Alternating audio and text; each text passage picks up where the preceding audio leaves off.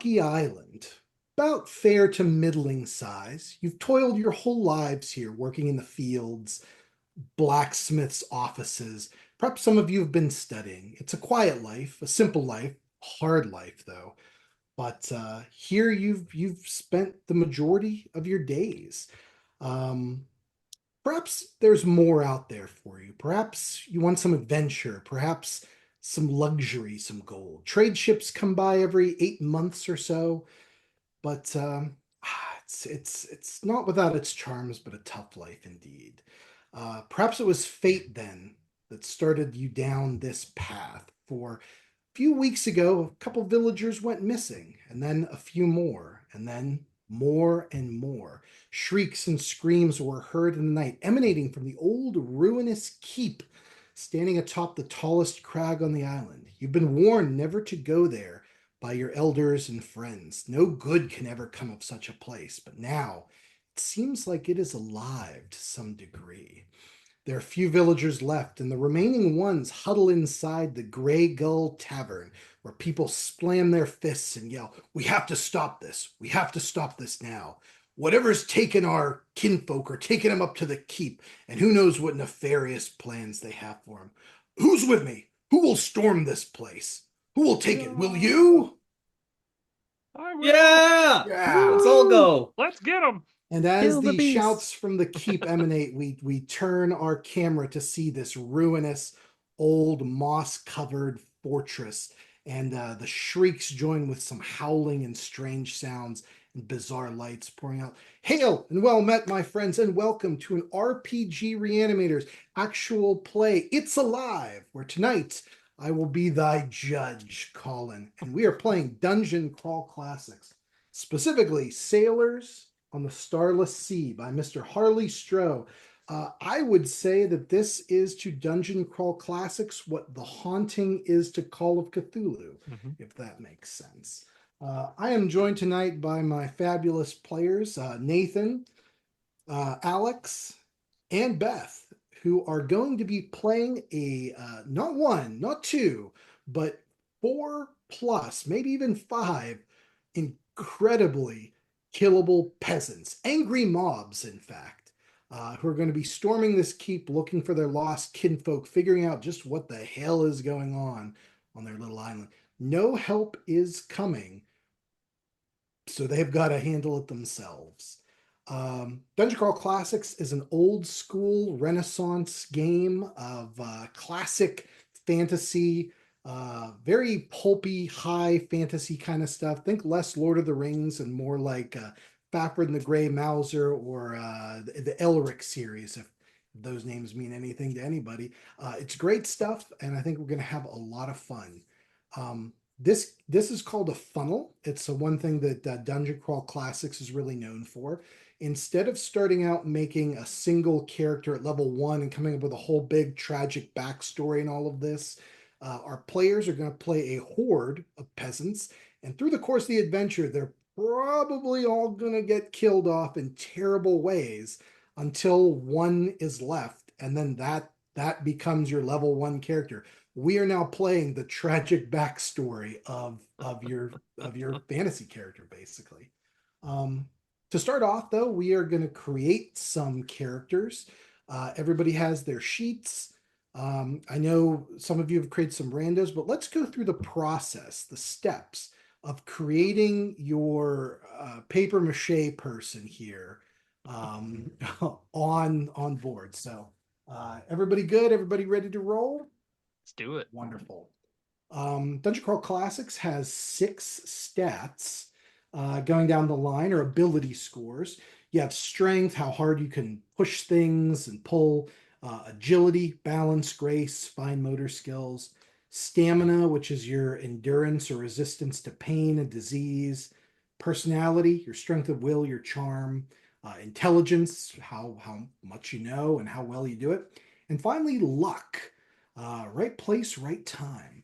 To start, everybody rolls 3d6, adds the score together, and you just plug them in order. So you roll 3d6, put that into strength, 3d6, put it into agility.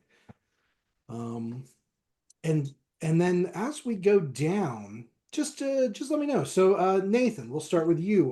What did you get for your stats? I rolled, let's see, I rolled a 13 strength. Wonderful. Okay. A 4 agility. Hell yeah, that's what He's I'm got a talking about. bad foot. That's what Uh, I'm talking about. Back up to 13 for stamina. Let's see, the important one, personality 8. Okay. Not not ideal. Maybe he's a little grumpy about his bad foot. 12 on intelligence, and the critical one, luck, back to an 8.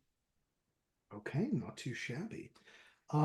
So once you everybody has their scores put in there, I'm just using you as the example here, Mhm. Nathan. Each of those scores now has an ability modifier to it, and that's when you roll a d20 or whatever the dice is, and you add the modifier to it. This is what you'll use. Mm. So, uh, Nathan, if anybody has an ability modifier of 3, they get a -3 to that ability. So throw that in there. 4 and 5 are a -2. 6, 7, and 8 are a -1. Hmm. I'm seeing a lot more negatives on this character sheet than I want to begin with. Well, here we go. Here's where it gets a little better. 9, 10, 11, and 12 are 0. Um, 13, 14, 15 are a +1. 16, 17 are a +2. And 18 is a +3. Awesome. Um, So my character would have a +1 in strength, a -2 in agility, +1 stamina, -1 personality, +1 intelligence, and then a -1 luck. you got it. You got it. He's not going to Um, last long. Yes, and I can write those down real quick for you, Alex, or take a picture if you need them. Um, Take a picture of the table and I'll throw it into the Discord Love and it. make life easier that way. Okay, so once everybody gets their things down, the next thing we're going to do, and I think this is one of the most fun things, is to hit you all with your luck augur, your birth sign. This is an interesting little mechanic where you will have a certain amount, like your luck score, Nathan, you said was a -1, right? Sure is. So going forward forever, you will have something in this game that will always be at -1. Your luck Hmm. can change throughout the course of the game, but this -1 will stay with you your entire life. So if you could roll for me, Nathan, a D30, we'll tell you what your lucky birth augur is. Actually, your unlucky augur, because it'll be a -1 forever. An 18. An 18. Could have used that You in the stats. you have a guardian angel, but it's not a very good guardian angel. Doesn't like You me. now have a -1 forever to saving throws to escape from traps. Which So won't be relevant at all within a haunted keep of some kind. no, never. Beth, how about you? You don't need to read down all of your abilities, but did you get all the modifiers put in? I did, yes. I have a -1, +1, -2, and then +1 for the last three. So Plus ones.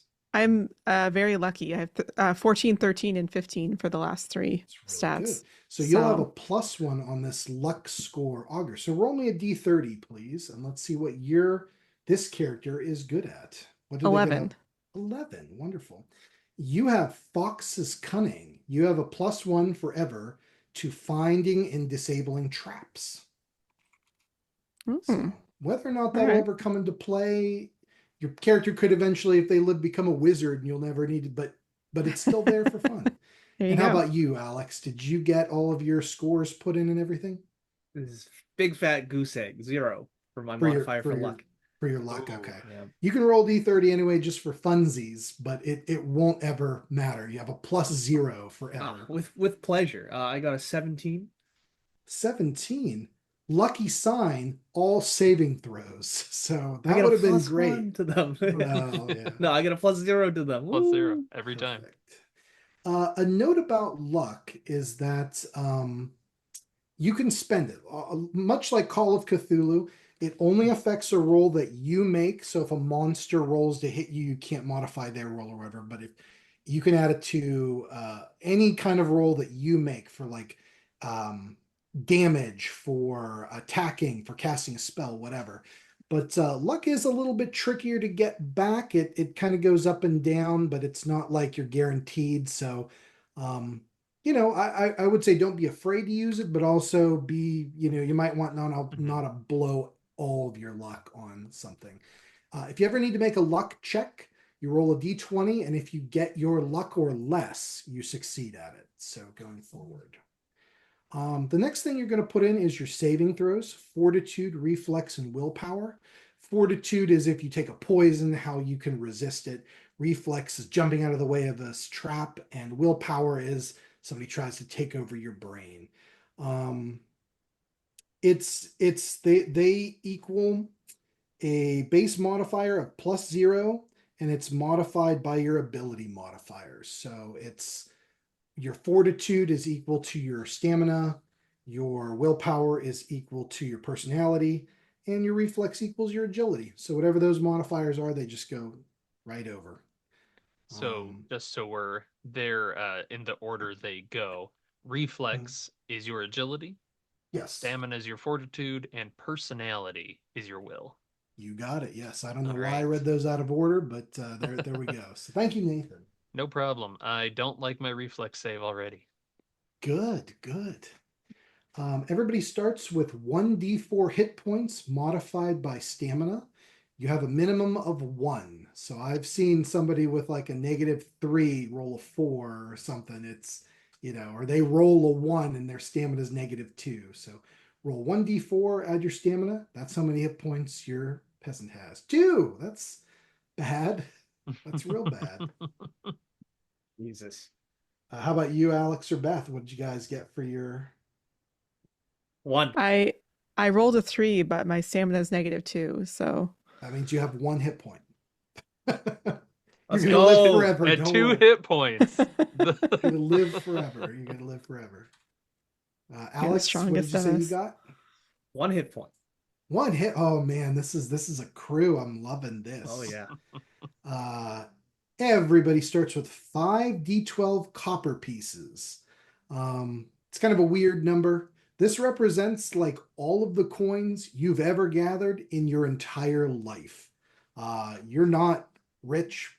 Most trade here is done on a barter system. You might bake bread and trade it for shoes and trade shoelaces for this or that. So coins relatively rare.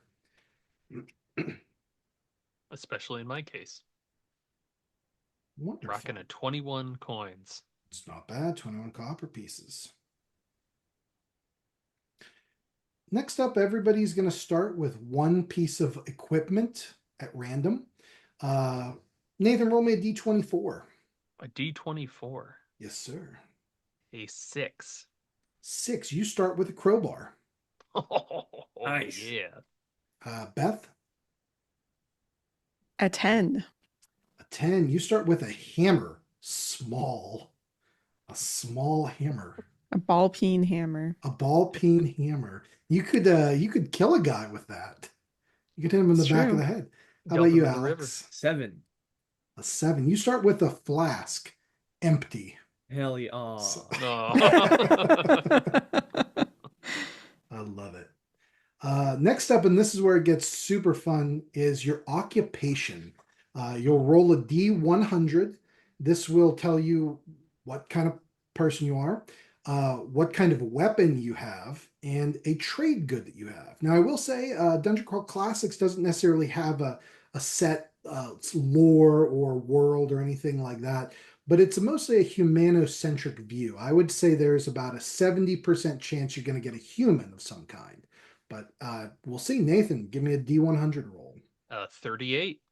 A 38. Wonderful. You are not a human. You are an elven sage. It's pretty sick.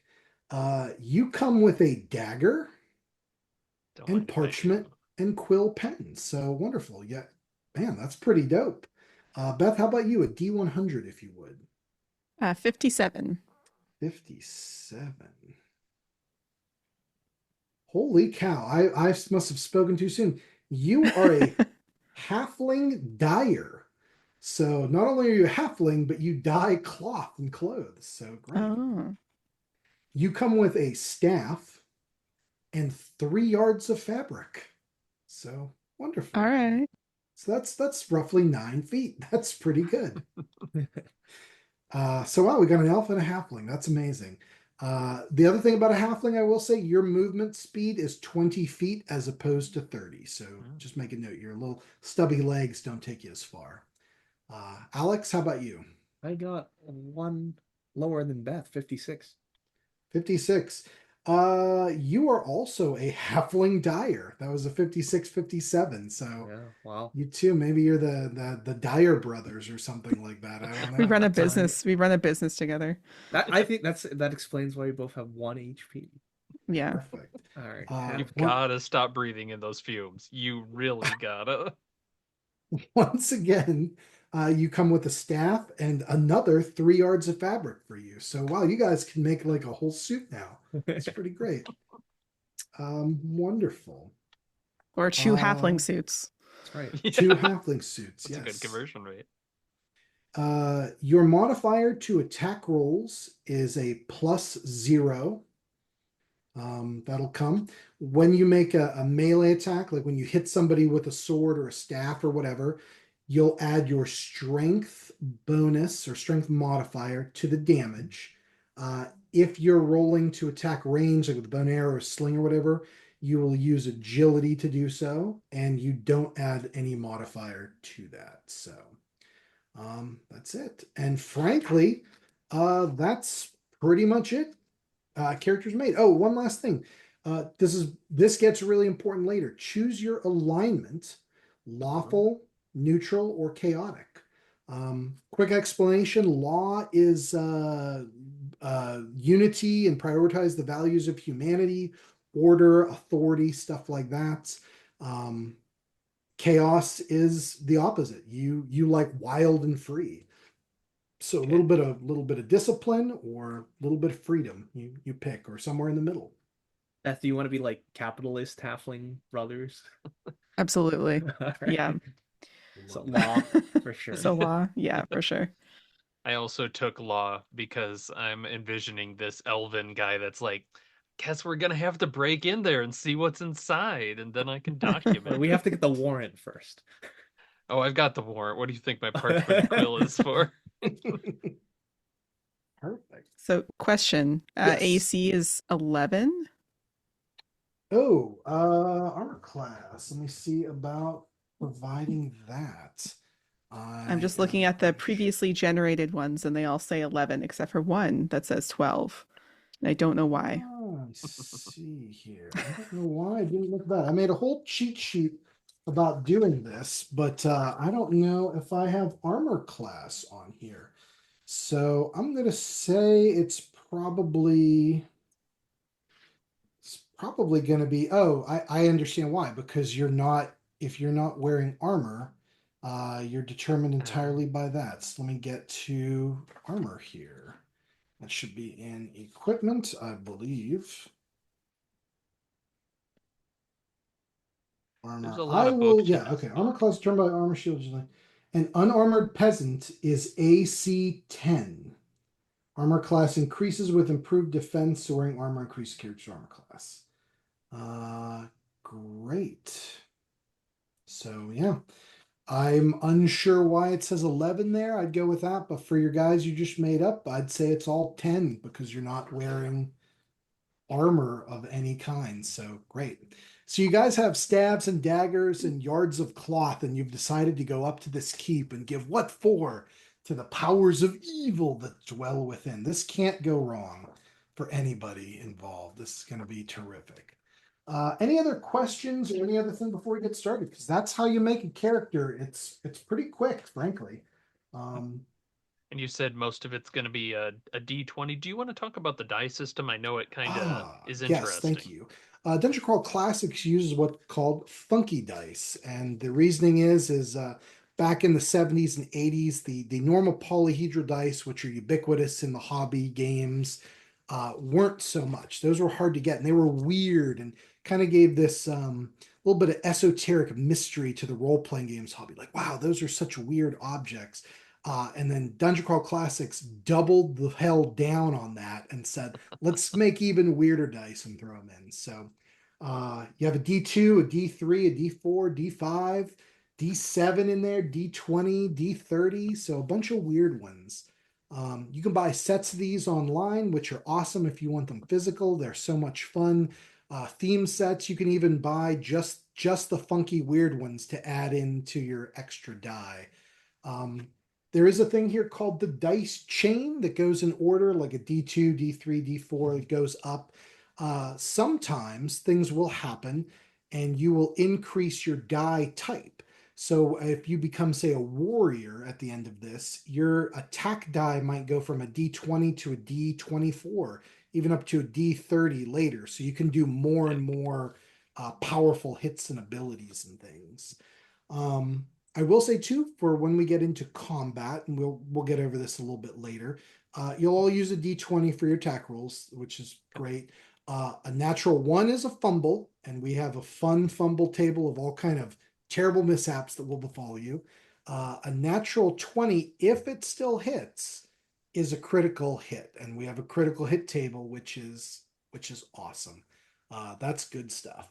And you'll roll D4s modified by your luck score on each of those. We'll get into that later. But great, yeah. So that pretty much clears it up. Any other questions? Anything else?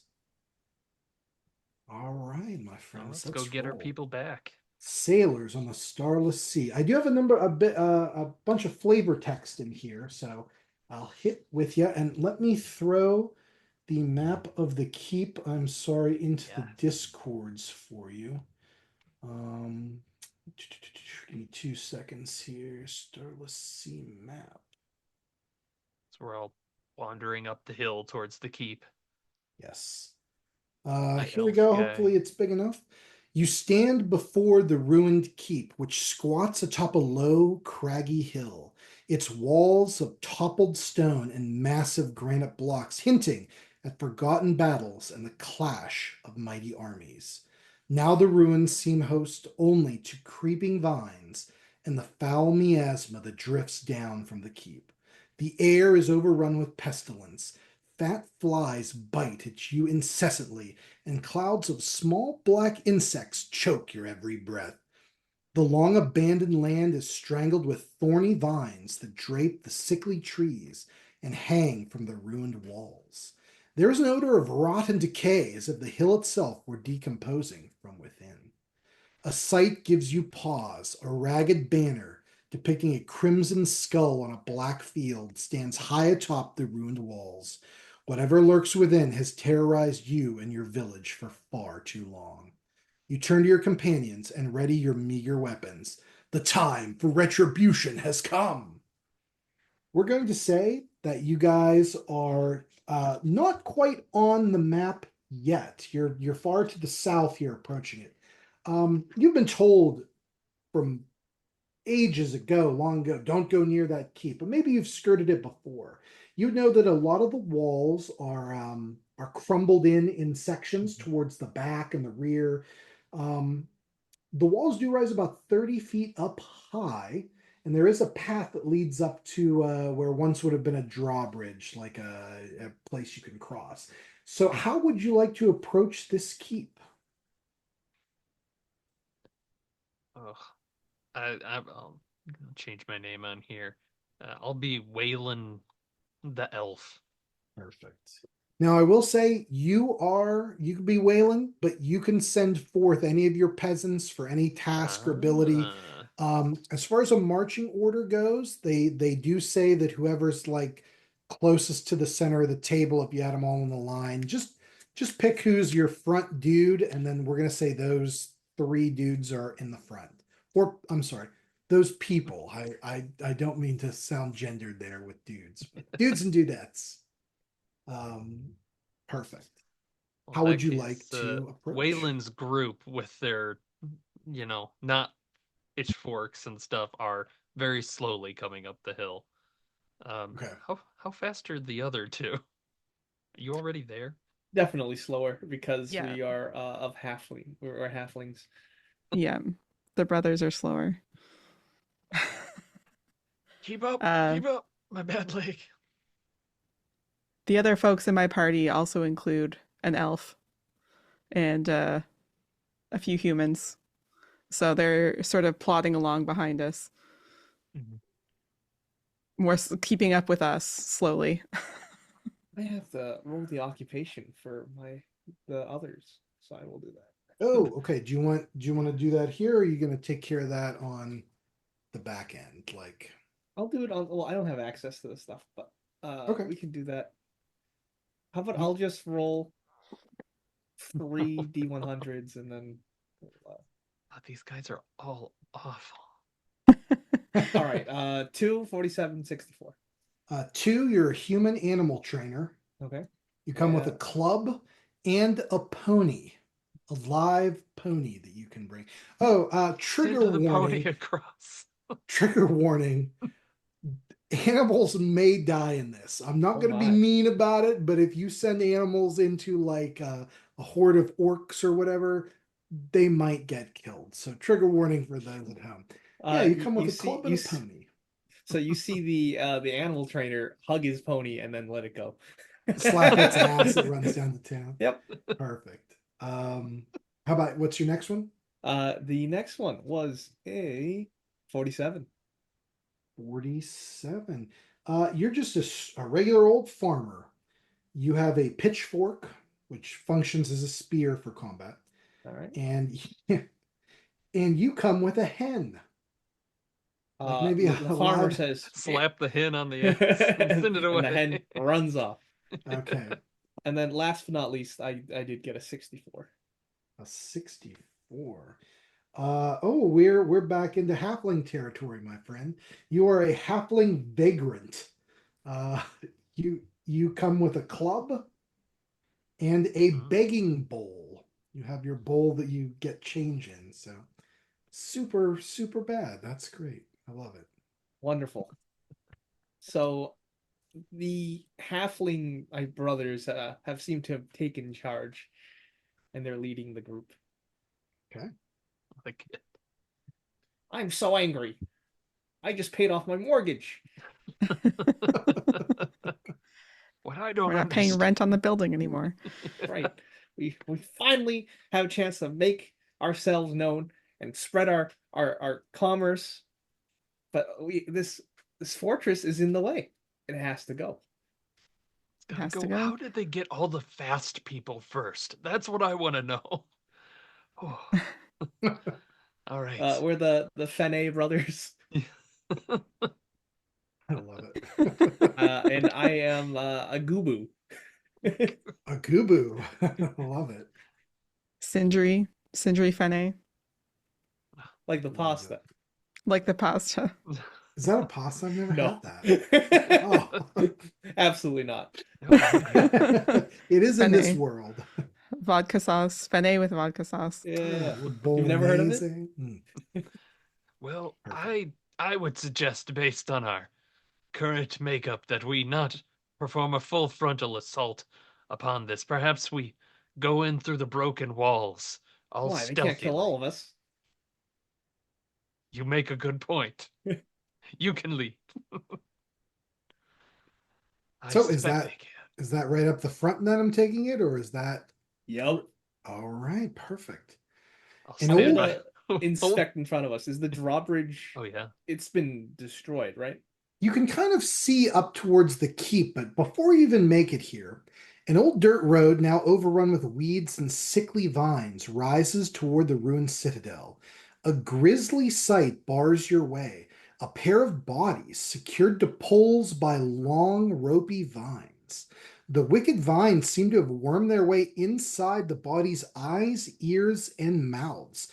And as you approach, you realize to your horror the bodies are still moving. Do we recognize them? In fact, you do. These are the sons of the blacksmith, Kiri and Albin. They vanished from the village 11 days ago. And here they are, kind of held fast to these poles, twitching. That's horrible. Awful. Can you hear us? The bodies do not respond. Do we have anything to cut him down? You want to get near that? And I'll point I at the don't. vines. You pull at one of the vines? No, I point at one of the Oh, vines. okay. Great. Yeah, I mean, I was gonna say everybody's got probably like maybe not a tack dagger, but you could have like a little like a you could have a small knife that you use for daily tasks or something like that. I will So say that's Farmer easy. John does step up and he says, I ain't seen no plant like these. And he's gonna try and poke it with the pitchfork. As you walk up to them and about to poke it, you poke one in the chest here. All of the vines suddenly they stop moving, and all of the vines unwrap from these poles. The two figures of Kiri and Albin kind of fall forward on their hands and knees before rising. Oh, God And they damn it! reach out, Oh, no. vines slamming out of their bodies like the tentacles for Omega Red, the X-Men villain. No, not Farmer John. I'd like everybody to roll for initiative. And to do this, you're going to roll for your whole party at once. So just one roll. It's a D20 and add the highest agility modifier to it. Oh, that's not bad. Okay. 18 for me. Good Lord. 4 for me. 14. 16. What the deuce? Beth. And I will roll for these guys here. By the gods of law. God of law? You be the judge of that. Where's the dice roller at here? Oh, I have to scroll way down to see what I rolled. Ugh. Nope, I rolled the wrong thing. D20. I have to roll. Okay, there it is. Sorry, 18 That's a plus big 0, 18. So I'm gonna say that we break a tie here between Alex and I. Or no, I'm sorry, initiative plus 2. Never mind. They go first. Uh-oh. My mistake. That's bad for you. The first one, the corpse of Albin, reaches out with these vines, and it is going to swing and slash at you. It has 2 attacks, and let me see, plus 2 melee. I'm going to roll this on the funky dice roll so everybody can see. So it has a plus 2 to its melee. You have an armor class of what, Farmer John? 10. That's an 8. That is a miss. He parries it with his pitchfork. And the second attack is a 10. So that is a 12. Oh, I hit him. So a vine slams into Farmer John, dealing 1d4 damage. How much HP does Farmer John have? 2. I'm going to roll it out in the open. You can make it. One tardy. Farmer John is no. Describe his death to me, Alex. I think these tendrils, they're gonna go into his belly button and they're just gonna crawl out all of his orifices. Oh God, he's Damn like, straight. what are his last words as he's holding this pitchfork here? Gurgles. Farmer John did not even make it to the keep. He's been a big help this trip, but you can mark him as dead. Yep. If we were playing in person, DCC has a dead stamp that you can officially stamp the character sheet. It's awesome times. And then the next one, that was Kearney, and then Albin with his coming out. I'm going to roll a D2. Nathan, you're 1. Beth, you're 2. 2. He is going to attack someone in your party. So you can, I'll say it's easy enough. You could just tell me who are they attacking. Probably the trapper. There's a trapper in my party. He's got some pelts. His name's Presley. Presley. What's Presley's life story? What's his hopes? What are his dreams? He was in a relationship, like in terms of a business relationship with Farmer John. Oh, They okay. would exchange goods and services together. Um, I love yeah. it. +2 to attack. D20 rolling once is a 9 total. Rolling twice, a 6. The vines lash out, missing all of you. Alex, it is your peasants' time for perhaps retribution. I think all of them Gugu- can go. So you tell me All who of them. goes. Yeah, all of them. So you can tell me who goes first. Yeah, I think Gugu is gonna lead the charge with his staff, and he's gonna start whacking the one that just killed Farmer John. That was Yeah. Kiri.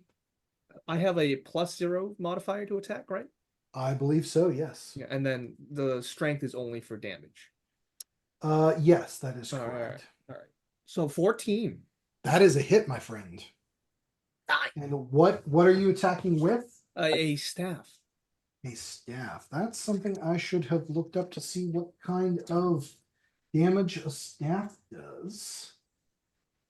That is in equipment here, I believe. No, Gobu, no. They're your friends, don't you see? Oh. A staff does 1d4 damage. All right, see it. That is 4 damage total. You love to see it. You love to see it. This vinyl kind of curls back in itself as you smash it with the staff. Who's next? I think it's. Oh, is it Olive? All of Alex's can go. If he wants. It is Binfi Noodlefoot. You could have everybody gang up. What's the Noodlefoot. name? Binfi Noodlefoot. Binfi Noodlefoot. He's the animal trapper, the human animal trapper, and he is sorry. He is going to club this thing, and the halfling vagrant. Let's call him. Let's call him Chewy. his name is just Chewy. Chewy. He's also going to go and club that same one. Clubs do 1d4 damage. So right, give me some rolls. So Tell me 2 d20s. Yep. Oh, a 6. And then a 16. 16 is a hit. So maybe Binfi trips, falls over, misses it, scampers back. Chewy goes in with a club, and he deals 1 damage. All right, that's good. And that is all of your remaining peasants as Farmer John has bit the dust. Next up, we have Beth. Your can go. So the trapper, Presley, is gonna run forward. John, no! I never told you how I felt. And he's gonna in our business relationship. In our business relationship. You had the best corn. He has a sling. I use the random 4 character generator on the website. So perfect. So you'll roll. It's still a +0, but we'll just do sling damage. Oh, and point of order. I'm sorry, I forgot. Alex, did you add any strength modifiers to your club damage? Yes, I have. Okay, perfect. I'm just making sure. So you'll go ahead and roll for yours, Beth. So is it? Sorry, it's just 1, right? Just for the attack. Yes. Okay. So yeah, it's a 2. So no. That is a miss. No. I am afraid. Okay. So we've got my healer, who is Cordell, is his name. Okay. And he's gonna come forward. He brings out the holy water and then puts that away, and pulls out the club off of his belt instead, and attacks with his club. Okay, perfect. And rolls a 13. That is a hit. That is just amazing. A hit, yes. And the sheet says it's a D4. So. Yes. And is this to Kiri, who Alex was attacking, or Alban, who attacked you recently? Alban, I think. Okay. Yeah. And it's a 2 on that, plus, I guess, plus the strength, which is 0. Okay, perfect. 2. So that's your first, and you just go down your line of peasants if you want them to engage. I will say, if they are engaging in melee, it does leave them potentially open to attack but that's, Mhm. if there's anybody you really want to save back, pull them back. But they can run up No. and everybody can do some. Well, the sling I'm assuming is from afar. Is a range, yeah, so they can Yeah. stay back. Yeah. And then so that's Presley, then Cordell, and then Allura, which is she's a mendicant, which I guess is a bagger, I think so. Mm-hmm. apparently. She is going to run forward. She also has a club, given to her, I assume, by Cordell as a he didn't have any alms, so he gave her a club A instead. token of esteem, yeah. Yeah. Yeah. Here's some wood So I found. yeah. Kill someone with it. Come with us. She rolls a 4, so no. Miss. Yes. It's a miss. And my elven navigator comes forward finally. I guess not finally because I have 5. Okay. So you rolled 5. But this is, if we're naming everyone, this is Stanley. Stan. He's the elf. Stan, the elven navigator. Yeah. This is the guy I'm rooting for now. He stayed back with Presley Okay. because he's got a short bow. Oh. So, did it?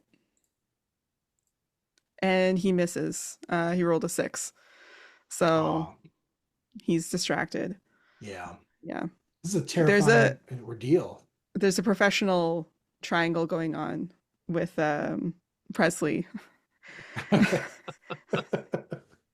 And finally, Sindri is going to come forward as well. I guess. Can I use the hammer? Yeah, sure. As Small a weapon? hammer. Yeah. Sure. Yeah. Yeah, I'm gonna give you. I don't know if it specifically has small hammer here, but I'm gonna say it's like I'm gonna say it'll do like a club damage to D4. I think that's fair. Okay. Whoa, natural 20. Holy shit! You run up. Little Now we get to use your critical table, and this is where A things little are gonna halfling with love a it, hammer. with a hammer. Critical table 3. I said what before? You guys were 1d4 or 1d6 on the crit table. I can't remember. I believe it was a D4, but I could be incorrect. I think you're absolutely right. I'll just look it up real quick. There's a lot of tables in this book, There's for the record. so many. There's a lot of tables. There's Oh my a lot gosh. of spells. Yeah, I was looking at the rules, and then it's like, and then you hit the end, and it's the cleric spells begin, and then 100 or so odd later, it's like, oh, there's wizard. Yep, he's doing their own Yep. thing. You roll 1d4 on critical table 1. Yeah, so roll me a d4. 4. 4. Strike to the foe's kneecap. You inflict an additional 1d4 damage, and the Nice. foe suffers a -10 penalty to its speed until healed. So you smash down with the hammer, maybe because you're halfling small, and you just Yeah. rip the patella of this kneecap like straight off. Squirming vines are in the wounded hole, but it Mhm. like buckles down to one knee. So how much damage is Amazing. that total? So that would be what? 2d4. 2d4. And then my strength. Is that then the your idea? strength, yeah. Which is -1. Okay, it's fine. I'll only have you apply it once. So Okay. So that'll be 3 total. 3 total. Perfect. Nice. Bam, good hit. Is that it for your mob of angry That's it. peasants? We go up to Yeah. Wayland, Nathan. Draw your weapons and attack. And you'll see, like, you've got a couple like very nerdy types, and then just out in front, just bursting, he's got a shovel in one hand and a garden trowel in the other, and he's just sharpening the shovel with the trowel, and just and chops at it with this shovel. Hell yeah. Oh, there goes Ulan. And we will roll a d20, 17, and Hits. his strength is a plus something, +1. Yeah, all right. And his shovel says a d4 +1 on this. So Great. he rolls a solid 4 total. Now, was this to Kiri, who was attacking Alex, or Albin, who was Um, attacking it Beth? would have been to Alex. I rolled the D2 to say Okay. this guy's wild. That is a stunning blow. You smash into this corpse, and you can feel how rotted it is. And as you cut into it, like hit it with the shovel in the chest, the skin tears and oozing out is like a mucus with what looks like millions of tiny, like seed pods in there. It's like flowing out like a sappy mass. It is still up though, coming at you. So you have more peasants to throw at You this. belong in the ground. This is strange. He's a wild child, according to his lucky sign. Hell yeah. Um, a person with a falcon on their shoulder goes, "Get them, Bertha, go!" And then the falcon just kind of takes off and starts looping. Fine, and then it goes up and stabs at this and another 17. I That's a don't think hit. they have a plus. Yep, just a normal plus, and this is a straight D4. We're gonna make like a Caesar out of this guy. Three more. Three more. Okay. That's actually, hold on. That does it.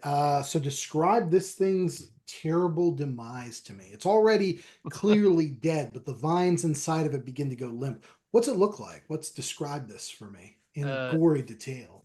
Yeah, I think you're just seeing this like wild person just digging in shovel or trowel, and the falconer just kind of comes up and does a final yeah in through the head, and it gushes the seed pods down to the ground and just gross, gross, gross. Gets him out the Perfect. falconry I glove. love that. I love that. You have, I think, two or three more peasants left. So Yes.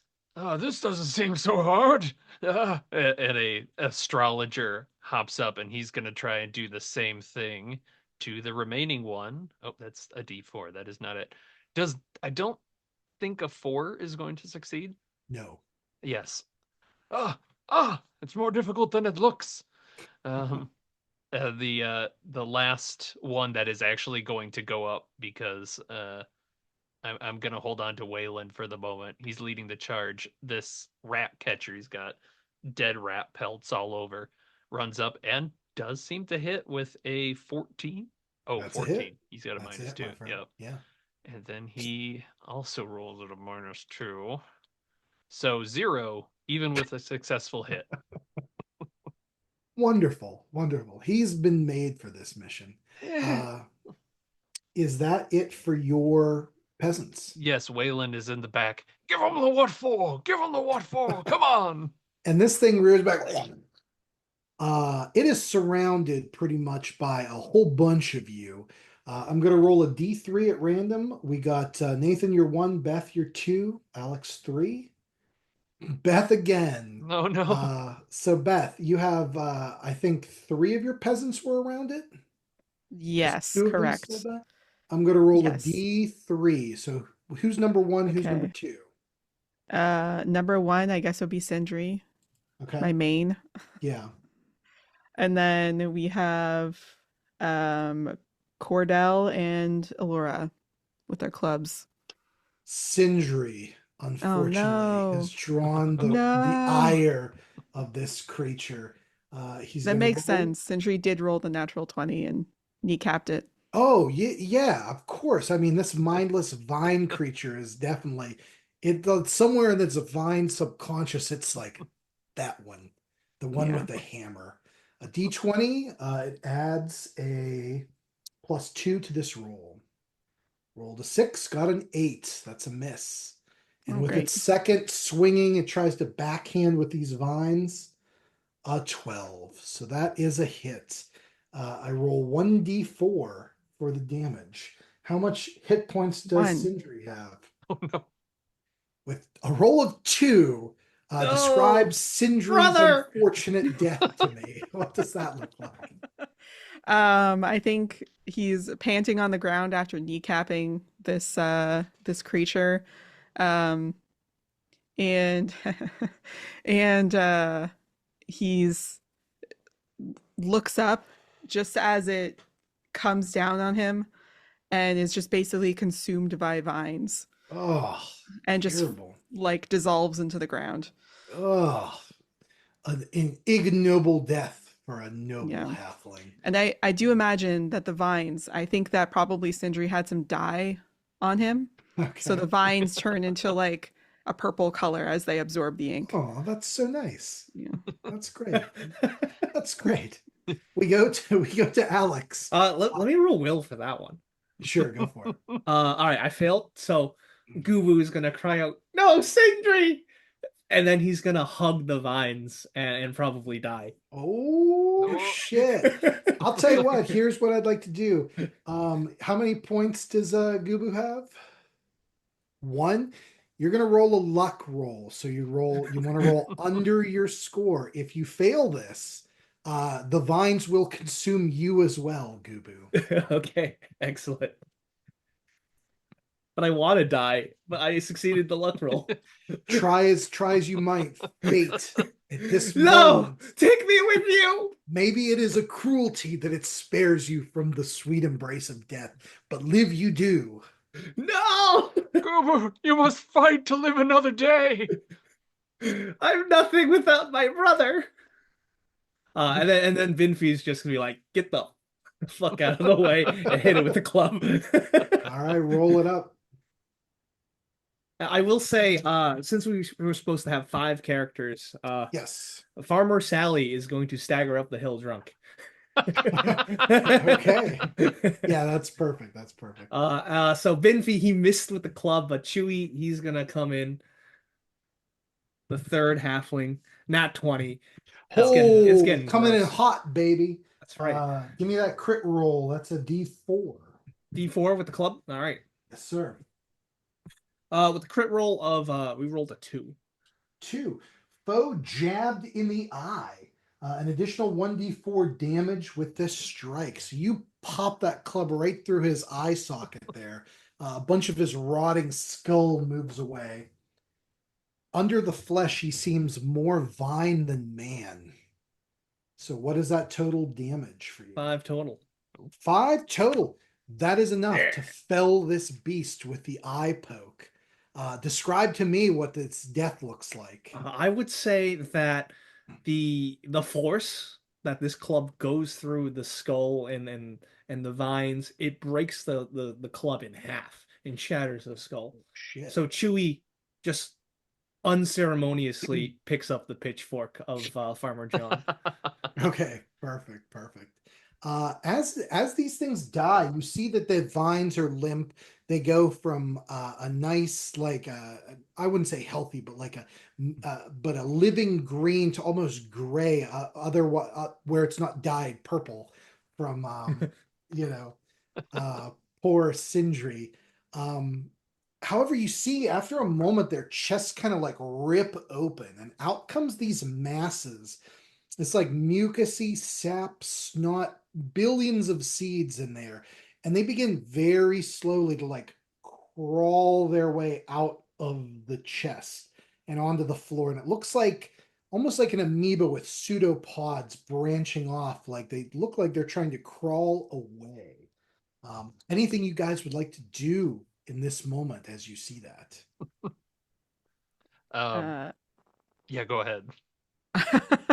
I think Cordell, the priest, is gonna try and pour holy water on them.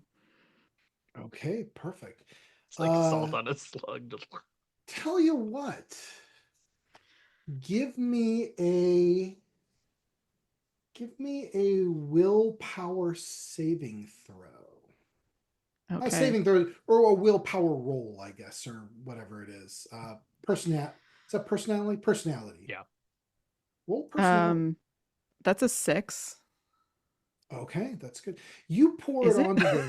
Well, I'm going to say nothing bad's going to happen. Okay. But you pour the water on there, and when it hits, it like hisses, like it steams and like pops off there, like almost like, not that these things are emanating heat. You haven't touched them, but getting close, they're cold, but it almost like burns the water away. Like it's so unholy that whatever's happening here, even your prayers and holy water do nothing against it. I will say this, as you get a little bit closer, something you notice is that the brothers still are wearing tattered clothes and stuff like that. But you do see that on Kiri's corpse, he's wearing a pretty nice leather belt that still hasn't been ruined. It seems good quality.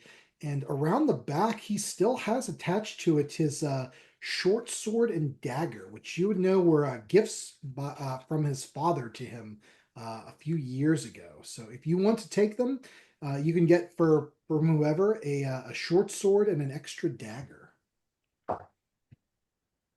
I would love for the Say, Gubu to pick up the the sword. Don't do anything rash with that. And God has abandoned us. Ulan's just turning with that shovel that he had. He was just digging into the thing, and he just flattening these little amoeba things as much as he can. Just flat of the blade. You're smushing them, but even like as you hit, drops fling off and those begin to like crawl away into the yeah. So it's a bad time. Ulan, it's no use. It's no use. Sally comes up the hill and says, "Did I miss anything?" No. Moving in front of Farmer John. How did you feel about Farmer John? What was your relationship? He was all right. Oh, okay. I've got not great news then. Presley turns and says, "Her corn is not as good." Wow! Shots fired across the bow. Damn, Presley. Well, looks like this mob is missing one thing: torches. And she's got the flint and steel out, and she's gonna start making torches. Perfect. Should we try setting fire to these amoeba things? Speaking of torches. I care not. I just only care for revenge. And there's a dead look in Gubu's eyes. Oh dear. Ulan actually could lend whichever of your characters, Stanley the elf, asked for it. He'll lend you the flint and steel to try something like that. As long as it's not iron. As you know, we elves have an iron vulnerability. Iron deficiency? Not a deficiency. Well, maybe. Ulan just kind of gives this like wild shrug. He's got like matted hair all over the place. You're pretty sure he's a grave digger? We've never interacted. I don't know you. Wild look in his eyes. He's got this flint and steel. I will say that if no one is opposed to taking the dagger, I think the halfling vagrant Chewy is gonna pick it up and like kind of pick his teeth with it. I think my navigator is gonna start looking through his spyglass, Stanley, to see what's in the tower. Oh, okay. Now, Scout ahead. I love that. So a couple things real quick. Torches, easy to make. If you wanted to touch the torches to these saps, you could do that easy. They do burn up with a squealing noise, so Nice. you take a few minutes and do that, and you feel no rolls required. You feel reasonably certain you get all of these. They kind of pop as they burn, and it's like this horrible shrieking. The scent is like unbelievably terrible. But looking through your spyglass, are you going to peer, looking at our map area, towards the gatehouse where you would enter, or the tower that's to the west of it?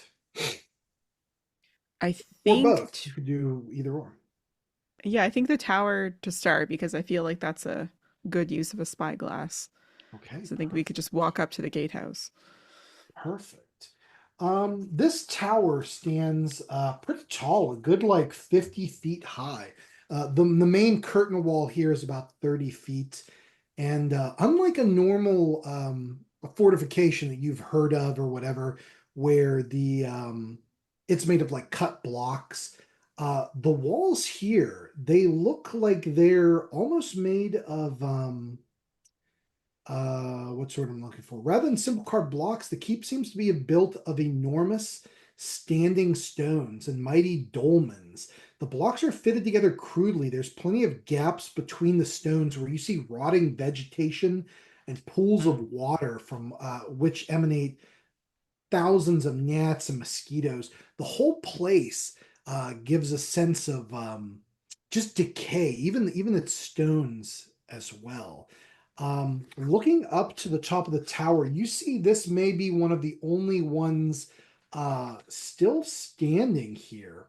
To the top of it, you see its battlements up high, and you don't notice anything. But here's where that couple more banners have been hung with this crimson skull. One thing that spots your eye though is it looks like is that yeah, you see someone with like dark hair. It almost looks like a human skin has been removed and hung out here like a banner hanging on this the top of this wall. But other than that, that's all you see on that specific tower. Um, Looking toward the gatehouse, however, you see a dark, moss-eaten gatehouse towering above you, grim and forbidding. Murder holes fashioned in the likeness of looming toads threaten to gout forth flaming oil and tar. Black arrow slits pierce the high stone walls above. You can hear the flap of that heretical banner above. The battlements draped in nauseating vines. You do notice that the ancient drawbridge has long since fallen away into ruin, but there are a few rotted and ugly looking planks that appear to have been placed across the ditch. The heavy iron portcullis stands half raised, the rusty spikes a mere 4 feet above slots cut into the stone floor. That's what you see. I had heard that this was the keep of a pair of chaos sorcerer brothers. And looking at this, I think it to be true. What do we think? I'm thinking, unlike Farmer John, we should not rush in. Perhaps we quietly sneak through that gate while we still have a chance. They wouldn't have heard too many of our screams, right? I don't know that monster in your group with the shovel and the trowel. He was quite the spectacle. I think my uh mendicant is gonna take the belt. It's a nice belt. Allura. She's gonna pick it up and put it on. Make a note. You have a nice belt on your character sheet. Great. I think once everyone starts to move a little bit, Chewie's gonna loot all the bodies Okay. of the fallen. Perfect. Now that the vines are dead and all that sap has been burnt away, it takes you a few minutes here, but you can toss the bodies. Um, like I said, their clothes are mostly in rags, but it looks like they haven't even been stripped. On the other brother, Albin, you can see he's also wearing a relatively nice belt, but there's no dagger or weapons or anything like that. However, in his boot, it looks like he's hidden 5 copper pieces in there that you could take for yourself. Yeah, Chewie bites on it and then puts it in his coin bag. So And- he's at 71 copper, but then he's gonna also loot Sindri and Farmer John. Okay, whatever they had, you could take. Yeah. So, yeah, Farmer John had I think a pitchfork and a hen. The hen's long gone, but Yeah, he already took the pitchfork. yeah, perfect. And then what did Sindri? What was he packing? All right. 32 copper pieces, a ball peen hammer, a staff, and 3 yards of fabric. Nice. I'm gonna say that Gubu took the fabric. Yeah, for sure. The fabric would go to Gubu. It's So his brother's fabric. That's right. Chewie has 103 copper pieces. That's pretty. He could just leave. That's a pretty good beggar right there. But I think that greed drives him more, so he's gonna stick with the group. Coin bag jangling all the way. You gotta convert those. That's Says true. the Is trapper. 100 copper pieces 1 silver piece? I'll look up the conversion. I think it's It's not important. yeah, but I'll look it up here a little later. But yeah, that's for a beggar. That's pretty damn good, You man. could just leave You could right now. retire off of Yeah. that. Yeah. But he's greedy, so he won't. Hey, and in the woods somewhere, there's a free hen you can grab. So you know what I mean. So that's dinner right there. You're good. Chewie You're figures set. he'll pick it up later, after he survives. Hell yeah. You can Unlike live these other forever. bozos. These other bozos with their one hit point. I do you approach up to the gatehouse? Do you continue up that way, or do you I'll go I'll around send back? Like, what's the I'll next send plan? Kindis, our rat catcher, up first to test the boards and make sure that they're safe to cross. Okay, you Go. cl- you scamper uphill, and it gets pretty steep here. This is kind of on top of this, like a crag, and I'm gonna say you guys can go. What time of day do you think you went? Like anything's fine. You could go at a spooky night. You could go in the morning, whatever. So Probably during daylight, I assume. okay, Yeah. great, great. Yeah, early At morning, dawn, let's say. yeah. Yeah, Yeah, yeah. you can pretty much Valley's see. a lush. Yeah, your island that you live on is pretty big, but even up here you can see all the way out uh miles to like where the ocean would be, the rocky through the woods and stuff. This is a pretty high vantage point, and the wind up here just whooshes. It looks like they've had here a vast ditch, probably a good like 10 feet wide. The remains of a drawbridge are down like 20 feet into this pit, and it looks like these planks are set there. There's maybe a good like 6 or 7 of them. They look kind of old and rotted, but I mean they've clearly held it. People are moving in and out of here. They've Mhm. gone across them. So, He's and very then safe. who is it again that went? What's the rat Uh, catcher's name? Kindis, the dwarven rat catcher. Candice. Make a luck check for me, Candice. But surprisingly, there's a decent chance. A 9 under 13. It's wonderful. You put your feet on it, and yeah, it does seem like it holds. It creaks a bit, but you're like, yeah, even a full Okay. human would put weight on it. But the thing that your luck check, you hear as the wind whips by, you kind of stop for a second, you hear it almost sounds like a scritching coming from above, like where the murder, like in the area above the gatehouse that you can't see, like almost like something on stone moving. And then as you lean in more and just kind of listen, you hear like like a snarling. It sounds like there's two maybe beings snarling at each other. They're trying to keep like Uh, quiet here. You're not sure what it is. You can't see anything as try as you might, but yeah, uh, he's gonna like if he is he across the thing, like can he kind of like scamper the rest of the way and get up against the wall? you And can if you want. Yeah. he does like the two back in the crew. Okay. Perfect. What? And What? then the navigator uses spyglass to Okay. peer Yeah. in. Now that you kind of know to look, you can only see through like these arrow slits and stuff, but you can't make out exactly what it is, but you see uh like a humanoid figure, like a dark shadow or shape kind of move past one of the arrow slits. And after a moment or two, you definitely can tell you're like there's at minimum two distinct things. Beth, give me a roll of a D12, please. Actually, do it twice, so 2D12. Don't add them together, just individually. A 12 and a 7. A 12 and a 7. Roll me a D4, please. 2. 2. Okay.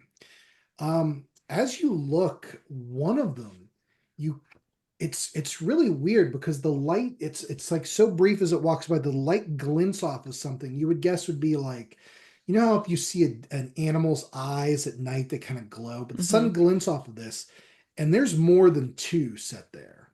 There's like 4, 5 even of these glistening eyes. Like just for a second, you see this splash by. Oh boy. And there's no way, I guess the arrow slits are meant for arrows to go out, not in. Yeah, it Okay. would be really difficult to get one in. Plus, it's not like they're standing static in front of it. They keep Right. moving. Yeah. Stanley's gonna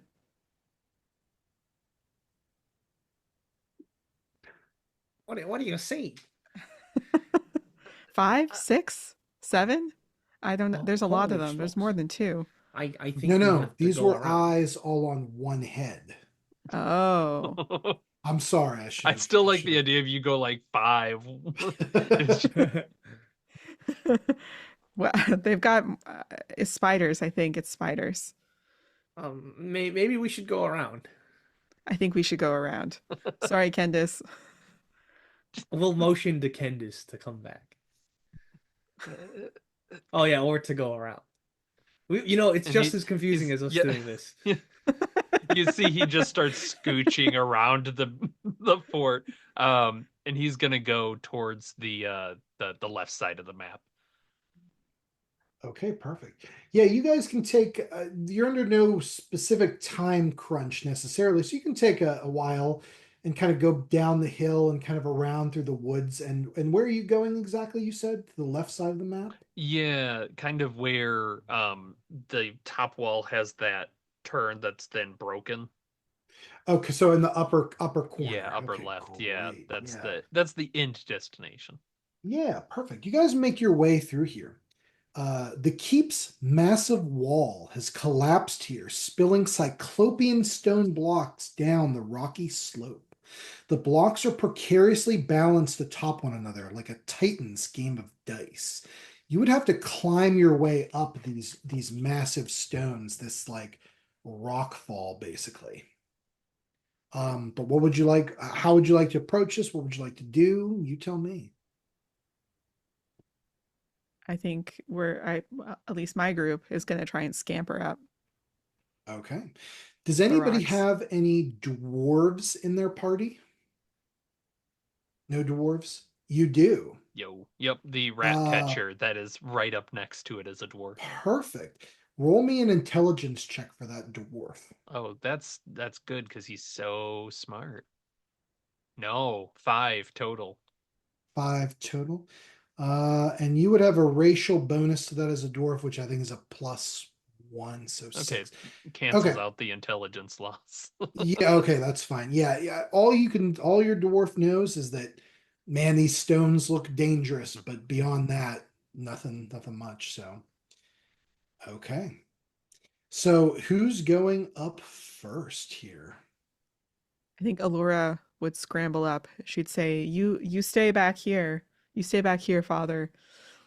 I'll go up first." Okay, perfect. Um, let's see here. And you begin going. Is anybody going with her? Are you just all like paint me a picture. Are you all on the slope? Are you all far away from like what's exactly is going down? I think the uh Presley would go with her. Okay, The perfect. trapper with his badger pelt over his shoulder. Just sling it Perfect. over his shoulder and start climbing up as well.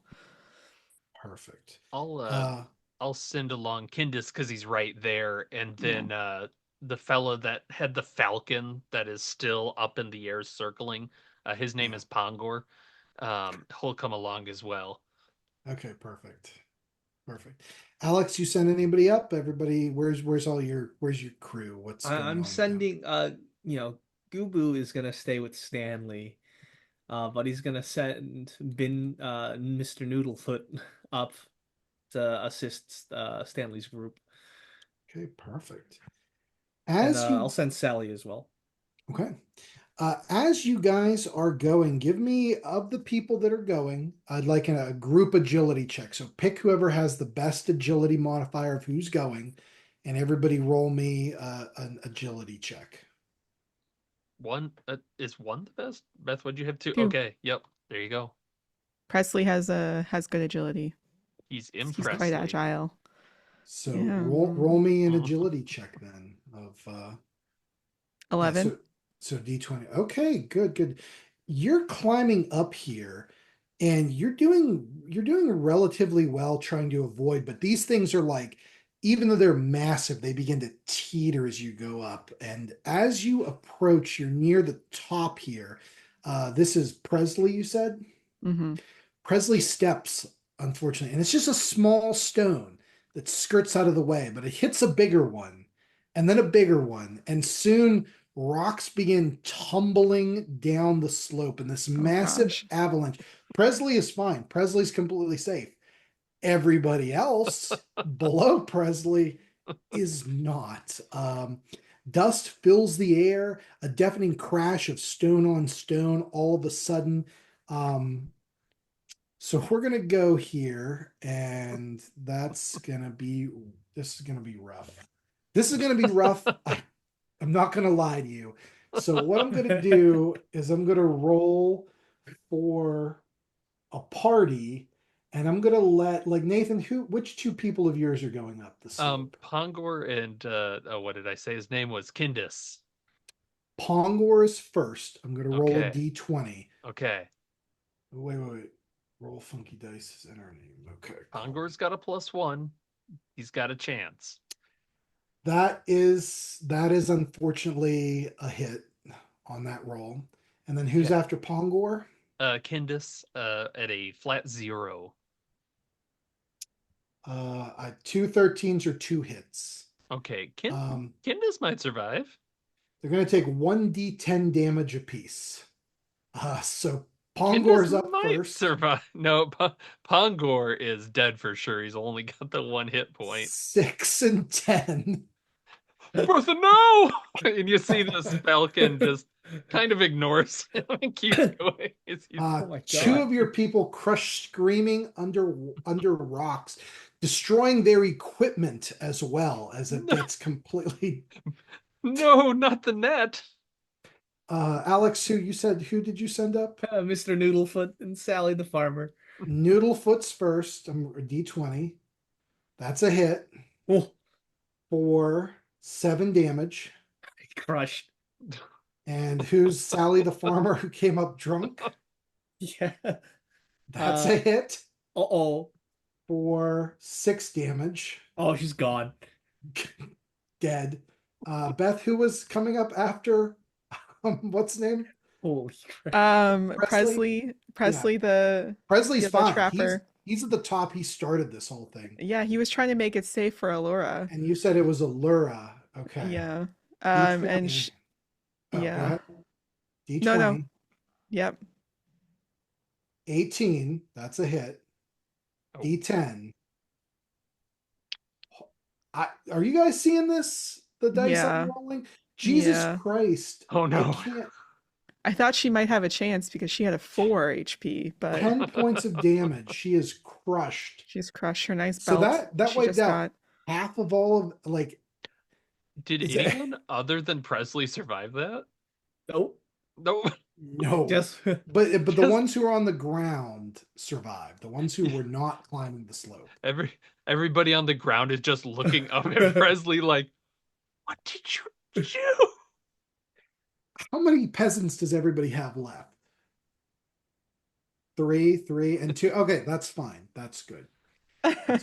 Wow. Yeah, this is why this is a meat grinder. So what does Presley do as he sees this rock slide kill half of everybody that came up? I think he doesn't notice at first, and he's like scrambling up the slope, and he feels it kind of like, shifting under his feet. But he's like, oh, got to get up there. So he gets up, and then he turns around to see, why isn't anyone else coming? And he looks, and they're all gone. Oh boy. Just little hands sticking out under rocks here and there. Limbs. Now I will say this. The slope looks 100% safe now. The damage is done. There are no rocks teetering. It's an easy scramble up now, this hillside. So Presley did clear the way, technically. But does the dwarf know that? What's the dwarf's opinion? The dwarf's opinion is that he is buried under tons of rubble now. Oh yeah. My God. Yeah. Interestingly enough, yeah. people on the ground look up the slope, and where these rocks collapsed is now, like I said, a bare path. But it looks like there's a hole bore into the side of this hill.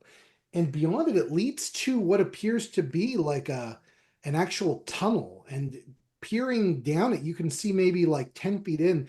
There's flagstones and stones on the walls here. It looks like it's opened up into a chamber, a tunnel of some kind, like a dug thing, part of the keep maybe. What would y'all like to do? So much death around me. We must press on. And you will see Gubu walk into the tunnel, one hand with a sword, one hand with a torch. Goob. How much would it mess you up if Presley makes a run for it at the top to get away from all the death?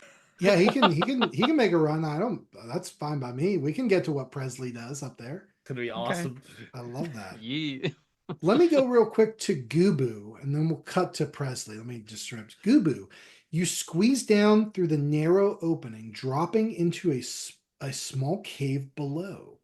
The air is choked with chalky dust and the pervasive smell of rot.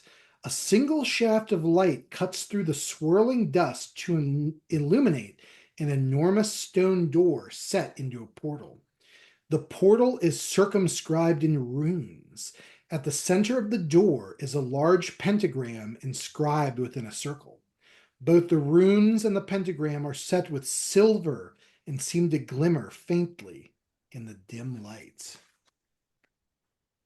And I'll let you think about what you'd like to do. You could call people over, whatever. Could I have done one thing before I dropped? Yeah, of course. I'd like to use my 3+3 yards of fabric to secure a rope for me. Okay, perfect. Yeah. And I'll take a little extra that'll wrap around the sword hilt. Easy enough to do. I like that. That's perfect. Let's go up to Presley. Presley, you climb to the top of this thing. Maybe like, oh my God, what just happened? And you find yourself in a vast courtyard here. You see it's overgrown with sickly weeds and thick brambles. A deathly silence hangs in the air, as even if the frogs and insects are afraid to draw attention to themselves. The smell of rotting vegetation is pervasive, and the ground sucks at your boots with every tentative step. Nearly all of the courtyard's buildings have fallen into ruin. A single burnt out shell set against the keep's east wall is the only remaining structure. Set near the heart of the courtyard is a well, framed with a crude pulley system. To the east is the keep's sole standing tower. I would also like to point out that big giant thing in the northwestern portion looks to be a giant like sinkhole in the earth too, where things are collapsed in. Awesome. You can figure out exactly what you'd like to do. But let me ask, of the people that remain, we have Gobu in the tunnel, we have Presley up top. The rest of you guys can climb the slope with no problem. Who's going up and who's going in the tunnel, or where's everybody fanning out to, I guess I should say.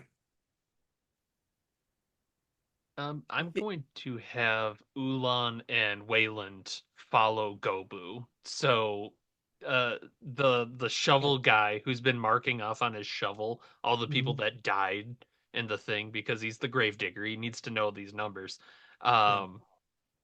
He's like about to follow Presley, and Wayland just kind of grabs him like, "Nope, you're coming with me. I need someone that can fight." And Alan, go get Presley.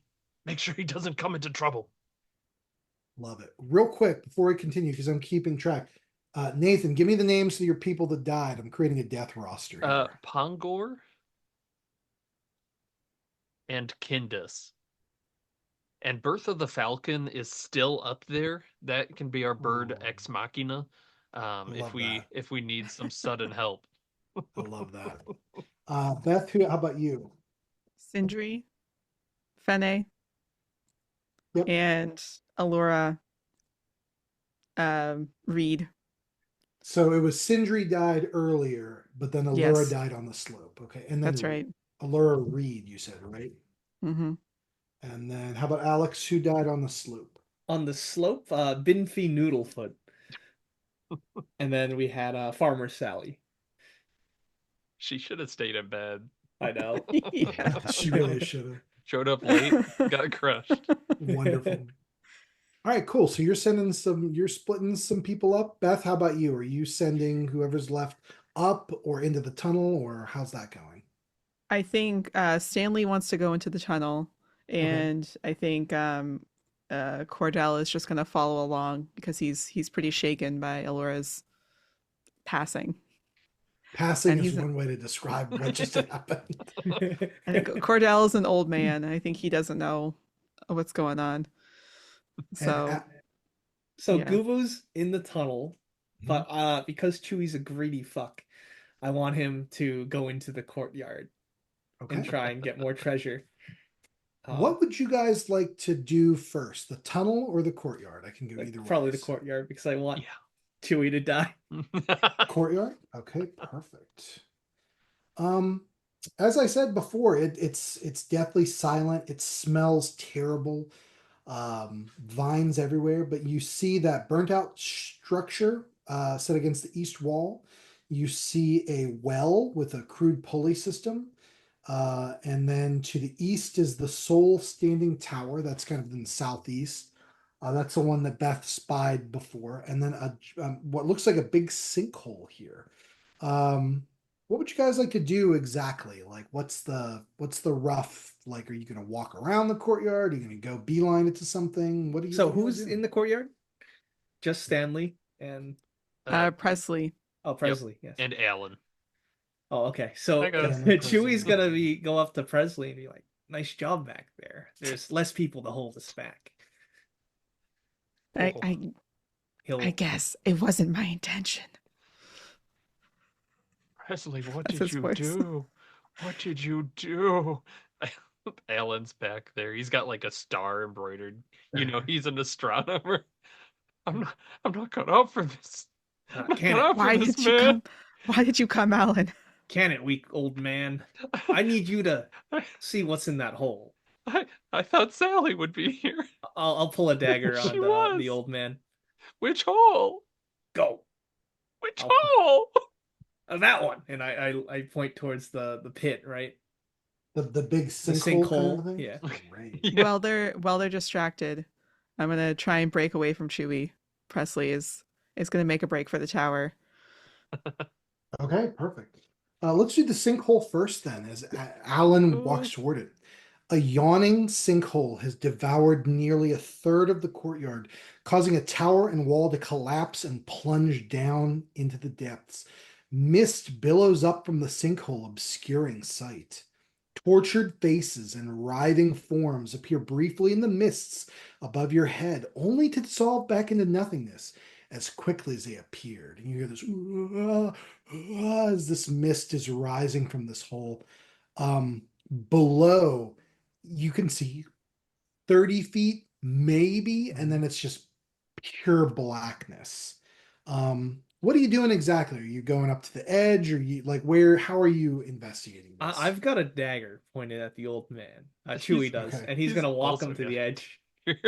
yeah.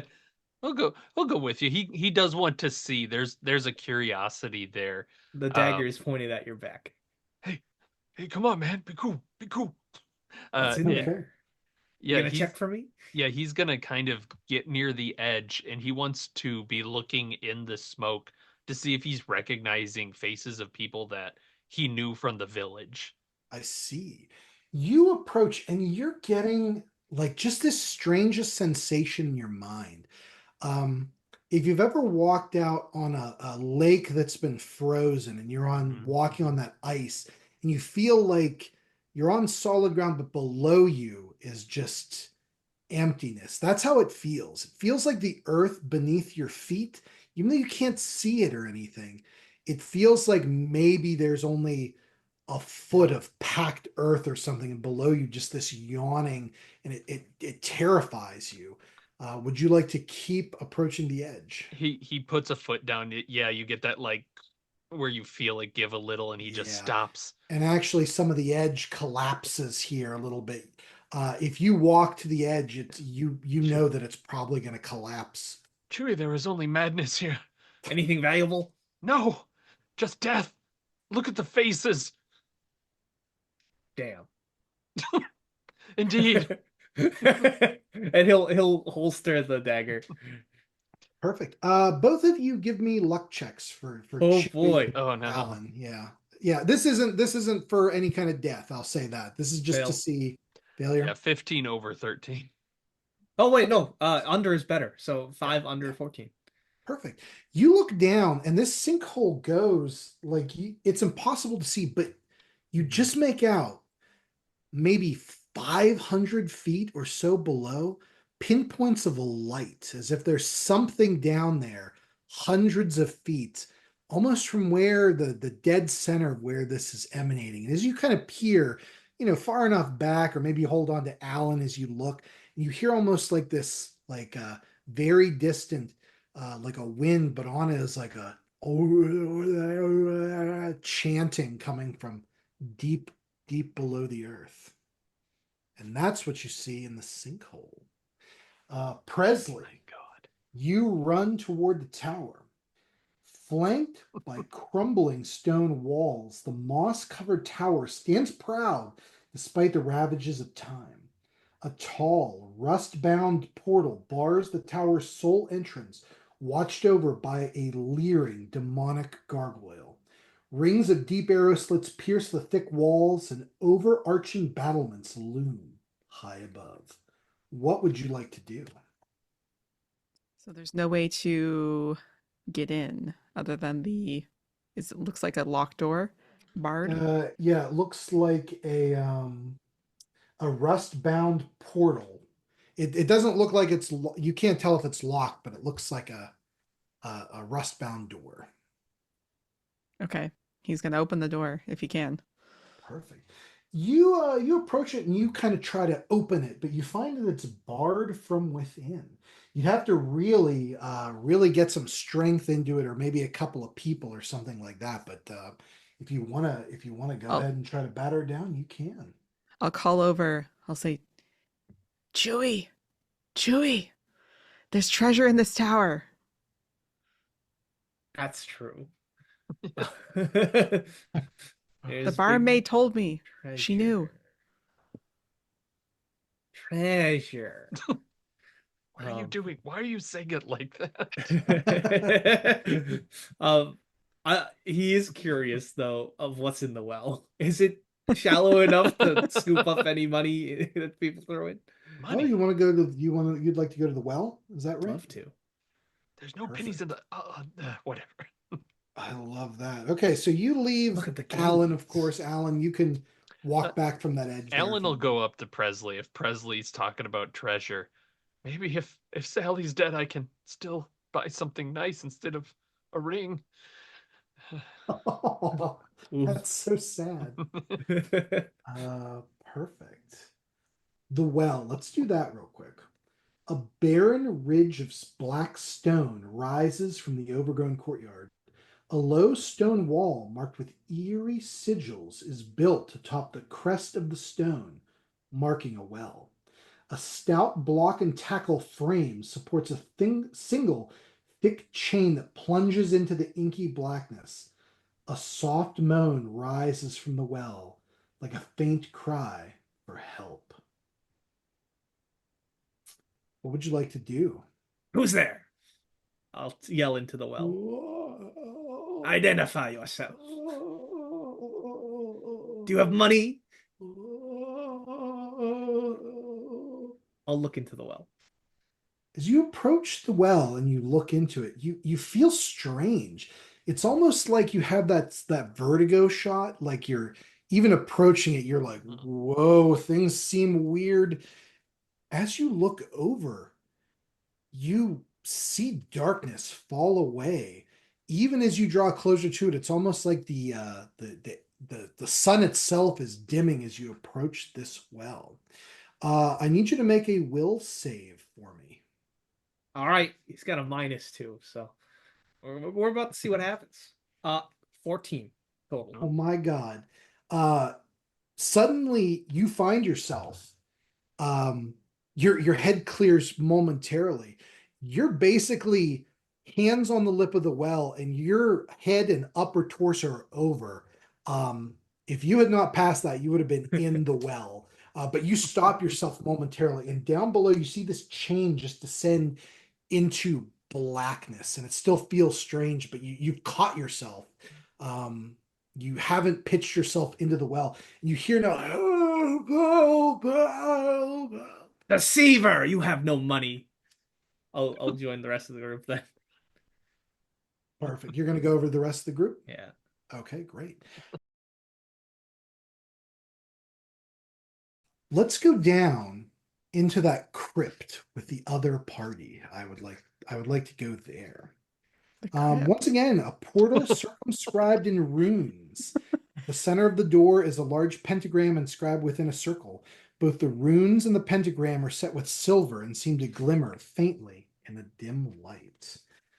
Is anybody down there like a wizard or wizard apprentice or a fortune teller, astrologer, like that kind of mental thing? Is anybody down there like that? Wayland is. I don't know about the rest of the crew, but he's an elven sage, some might say. Wayland could make an intelligence check. Okay, he's okay. Come on, Wayland. I don't even know why Wayland just lays Oh my down on the floor and gosh. dies. 4 total. No, you look at it and you pretty sure you know what it says. It says, "Peace be to all which enter here. Life shall be given, and beauty shall be gained. Goodness follow for all of thy days." Of course. Why didn't we think of that? These chaos people, they've found a path to heaven. They Well, Okay, let's now. lead That's the why they way. abandoned it and left. This is here. I and he pulls out a crowbar that he has, I guess. One moment. I'll go and open it. Okay, so you head up and stick the crowbar. The door doesn't appear to be locked, this portal, but it is heavy, Oh. and you're going to need to really put your back into it. What are the rest of you doing while he's crowbarring open this door? This is like an obviously evil door that he's gone up to, and it's like, gotta get Gubu it is open. gonna stand to the side, not too close to the door. He's Okay. gonna hold up his torch. Okay. Give him light. Beth, you have anybody in this hole? I can't remember. Yeah, I've got Okay. Stanley, and Cordell What are they in the hole. doing? What are they doing? I think Cordell is a healer.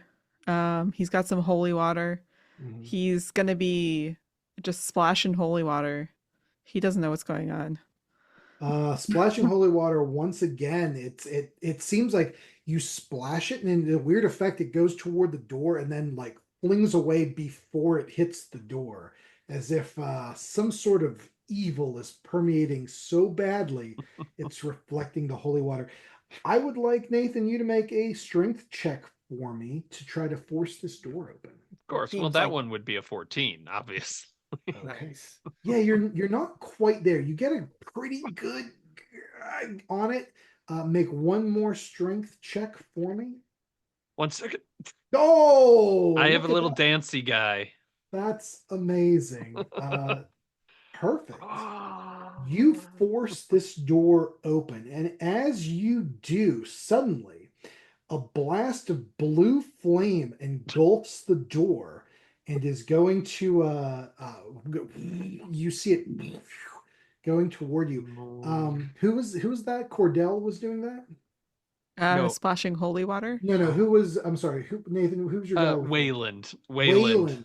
Everybody else but Wayland make a reflex save. Oh no. No, not my gravedigger. Nice. 18 total. 18 is great. Uh-oh. And Beth, how about you? Stanley rolled a 1, Okay. and Cordell rolled an 8. An 8. Okay. And oh no. a 9 technically. Okay. Doesn't matter. And then That's a okay. 17 for Ulan the gravedigger.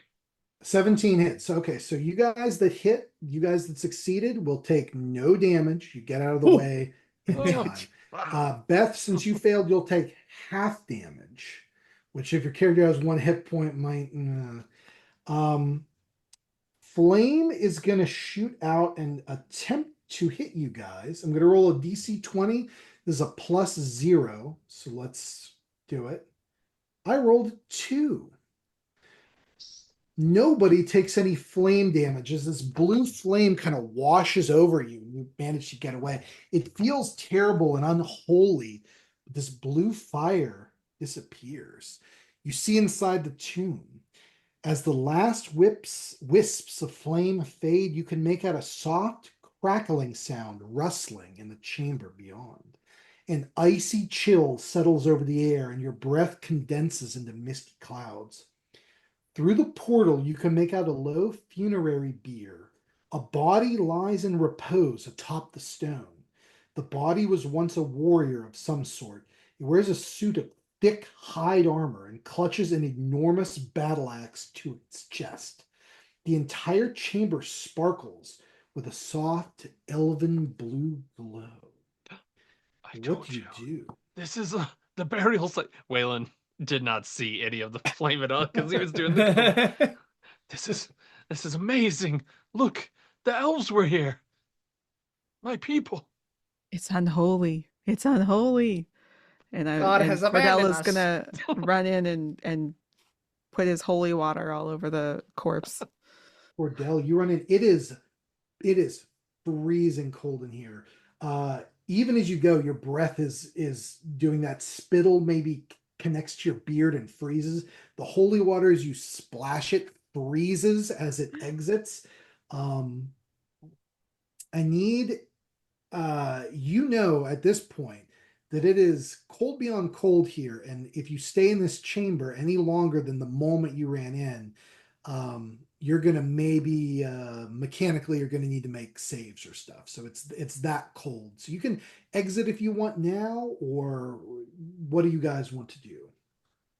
Yeah, Cordella is gonna rush out of there as quickly as he ran in. I need you to make a reflex save as you realize the floor is basically a solid sheet of ice. No.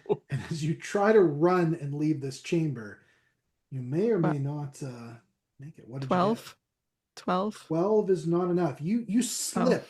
You'll make it out of the chamber, but it takes you a little bit of time as you slip and slide. Make a fortitude saving throw. A 20 Success. -2. Success. You feel the frost like freezing your joints and stuff, but you're good. You hold on to it and you make it out of that chamber. What would y'all like to do? The frost is almost like it's not harming you, but you can feel it's like standing in front of an open like freezer, like one of those industrial size. It's just blasting you. Can you hold the torches up to the ground or the area? Try and defrost some of this? Perfect. My brother would have loved making this a popsicle store. You would use the Perfect. holy ice that is in here? Come on. Look at that must be some sort of powerful warrior that they've tried to keep down here. The armor must be very valuable.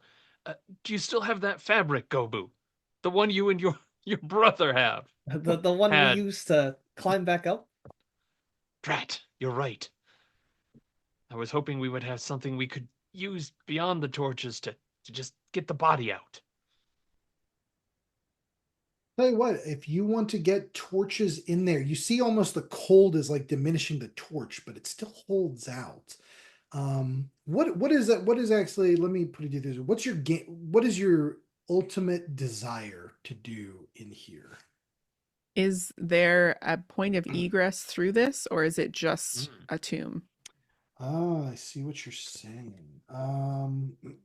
Pardon me here. There is actually a door on the other side as well, like another massive stone door here to the other side. So Stanley, with his spyglass, will say, "There's a door. We should go through here." Of course. You have to basically cross through the room to get to the other door, if that makes sense. Yeah. Yes, if we light all the torches, I think that's yeah, what you were saying, Stanley. Okay, we'll move as a unit and keep our body temperatures up by holding the torches while someone works on the door. All right.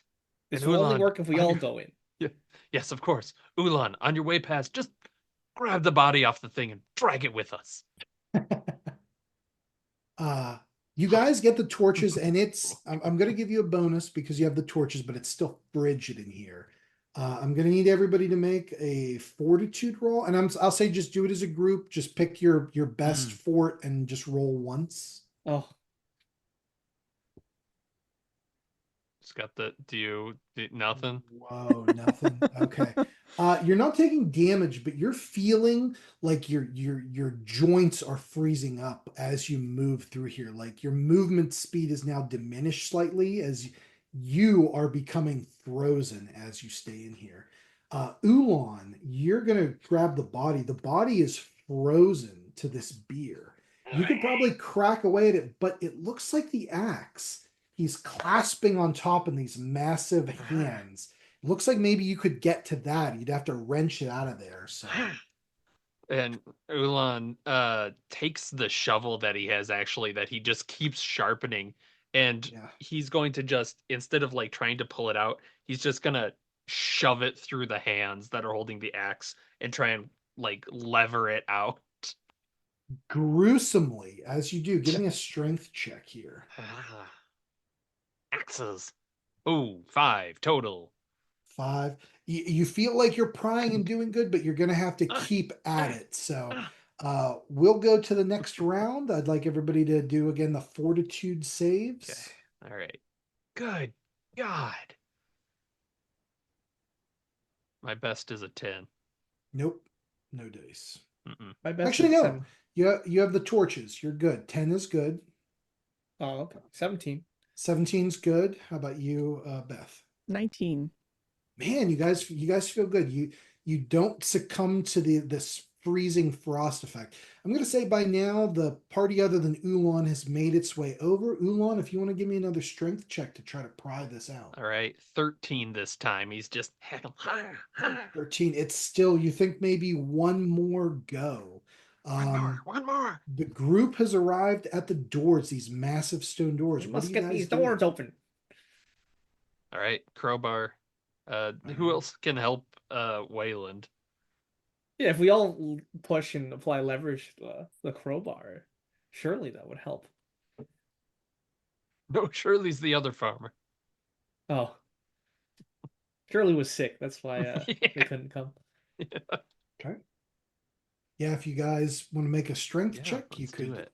Everybody all of who's us? helping can make everybody Alright. who's helping Alright. can make a strength check, and we'll tell you what. I'll add all those numbers together. We'll go there. Yeesh, 4. 9. 4, 9. So we have 13 total. Mhm. Okay. That's actually enough. You guys get in there. The doors are not locked, but they are heavy, but you manage to put your backs into it and leads out into like a musty, nasty hallway. Ulan, you're still in there.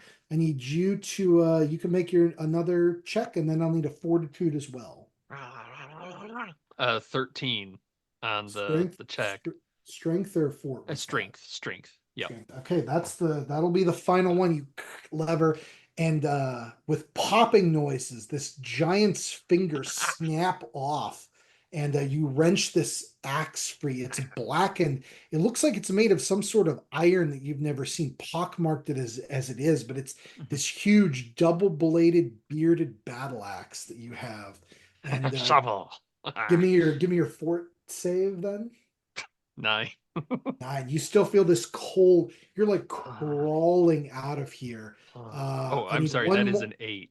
8 one total on that more one. to make it to the door. Let's see if you get there. And then he rolls a 3. You basically get to the door, and as you do, you're basically frozen like a statue. But you're close enough that you can just kind of topple out of there, and you feel this cold pouring onto you, but you're clutching this axe. It almost feels frozen into your hands. But with that, you guys can maybe shut the door if you want. We go up to the top of the keep. You guys are at the door. You're trying to open. Is everybody there? Yeah. I can't remember. Okay. I was waiting for Chewy for sure. At least. Okay. Everybody can appear here. Not a problem. Treasure. Wonderful. Great. You guys are, I assume you're all putting your like backs into opening this door, right? I'm not gonna make you roll or anything. You could just spend some time and do it, and you knock this door open. Who's the first to go in? I think Presley would be the first to go Presley. in. Yeah. The hot stench of rot rolls from this tower, rising bile in the back of your throat. The floor of the wide tower is covered in rotting hides of cattle, sheep, and men. A narrow staircase spirals around the tower wall, reaching up, and you see it going down a portal as well. Dark forms hang from chains which are spiked into the wall. Surely these are your fellow countrymen. And you do see humanoid forms tied with their arms above their heads, hanging from chains, like almost like an abattoir. But you hear some of them go, oh, oh, some still alive. What would you like to do? So I think Presley's a trapper, so he doesn't, the bodies of the animals don't phase him or Okay. anything like that. But if he sees that they're still alive, he's going to try and get them down. So he feels like What he do has a they debt have to to pay. offer you? You walk in to go up. There's one guy that's maybe like he's hanging like he just it's so cruel. He's like 2 inches from being able to touch the ground, so close, but he's hanging by his arm. Oh, oh. Give me a luck roll, please, Okay. Presley. We're the only three left. Surely the rest of the group's got themselves killed. 16 and his luck is 10. Ooh. Oh. Oh, that's unfortunately Yeah, a it's failure. bad. You don't hear him as he mouths, "Look out! Look out!" And a spear flies out of the darkness from above. I'm going to roll this d20. It's a 15 on the die. I believe that is a hit. And Mm-hmm. a spear is going to do a d6 of damage. As Presley's Presley dead. takes 5 points of damage, a He had spear 1 hit point. into his chest. You didn't have to roll. But I like to. And descending the stairs from above, snarling, are these man-sized forms. They look like men, but they're warped and changed and bent and twisted. Their head's strange. Beth, I'll let you roll this. Give me Oh, good. two. Give me a couple D12 rolls. Give me 2 or 3 D12 rolls here. 1, 12. 1 and 12. The two that you see, where did my chart go? The first ones that you see, give me a D6 roll for the first one. 4. Perfect. Comes down and it's like a human torso, naked to the waist and wearing like ripped breeches, but its arms and heads are that of a great ape, but twisted and demented like patches of furs. And it's got these huge knuckles and it's holding like a spear. And the other one, roll another D6 or roll D4, I'm sorry. D4. 3. Its entire man-like body is like almost like a black carapace now, and it's got the head of a cockroach with these feelers all over it. Again, holding a spear, it's descending, and more are coming from above with hoots and snarls. We go into initiative order, so everybody roll your party initiative for me.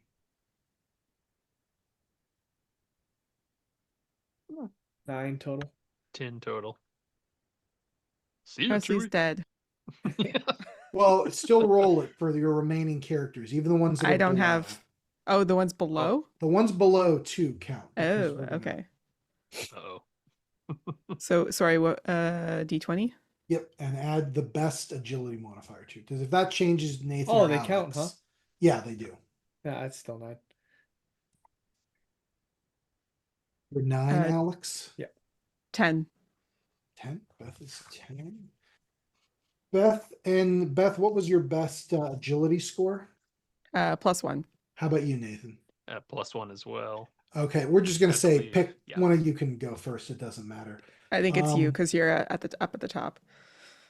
Perfect. but that'll work. And then let me roll for myself here. These are the first ones, 4, and then the other one is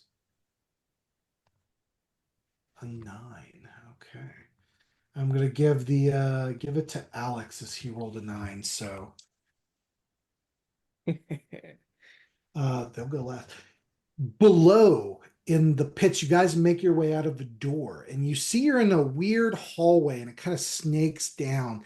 And as you approach the end of this hallway, you see that more hallway continues to the east, I guess. To the west, however, you're almost at a T junction. To the west, you see you're at the bottom of a circular build, and stairs spiral up, and you hear and you hear someone that sounds like Presley go ah! As they take a spear to the chest. You guys are actually directly below them. So you hear the sounds of battle, so you can join in if you want. But you see descending the stairs are all of these, for lack of a better term, beast men. They're warped and twisted. They're man-shaped, but they're strange. Some of them have insectoid features. Other ones look mostly human, except maybe they have snake arms or twisted stuff. Let's see if I can show the fun pictures of all of these guys. I don't know if they'll show up, but Ooh. Oh no. like these kind of, Uh-oh. where am I? There we go. Like weird kind of Oh no. dudes, snakes and That's pretty badgers bad. and all kind of We're stuff. not so different, you and us. Beth, you're first. Whoever's Uh, left. So I think Nathan was going to go first, right? Oh, Nathan. Okay. Because Sure, you're yeah, up I can top, go or first. Yeah, I'm up top. Here's the thing. Your guys below can still go. You've heard Mhm. this. If they want to make their way up the stairs, they can engage in this battle or whatever. But they're I can go still second. further down, right? Like, It'll probably take them around to get there, we'll say. So okay. I'll start with the guy up top that's still alive. Alan the astrologer. Oh yeah. Just saw poor Presley get stabbed. It's kind of karma. And did Presley like fall near enough because he wants that spear? Because all he has is a dagger. You know Was what? he I'm gonna propelled by the spear back to us? yeah, I'll be merciful and say sure. I could have you roll luck, but I'll just say sure. Sure. He falls As directly at your feet. and his last words are, "My debt is paid." How cryptic! As the spear comes out. Chewie, we're outnumbered. Run! And he'll go down the stairs. I love it. Watch out He's for just traps. gonna What? bypass and go down. Chunk. That's so perfect. Okay, great. Anybody else of your party doing anything? The two at the bottom, you see with like the spittle freezing to him, Ulan's about to like go up towards him, and Waylon just grabs the back of like his shitty shirt and it's just like, no, let them come to us. We'll ambush them. And kind of pulls him Love off to that. the side. Love that. Love that. Okay, great. Beth, how about your folks? If Wayland is holding back his people, Stanley will look around and, what's going on? And he'll pull out his spyglass.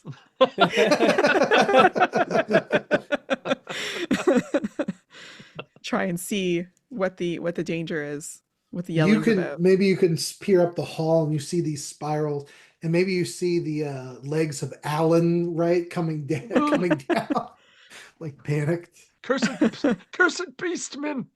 Flee, Chewie! Yeah, he's not going up there. Okay, And Cordell's an old man, and he is not going up there. perfect. I love it. Alex, how about you? Yeah, so Chewie's gonna grab the gold cross on Presley and any coin bag he has on, and then run downstairs. Nice. Okay, perfect. Yeah. Great. You are followed Mine, by mine, these mine. hoots. Just as you flee down the stairs here, You can see above on these like spiral staircases, there's more people hung up, and coming down these spiral staircases are more of these like twisted, uh, terrible looking beastmen. Give me 2d12 rolls, one at a time.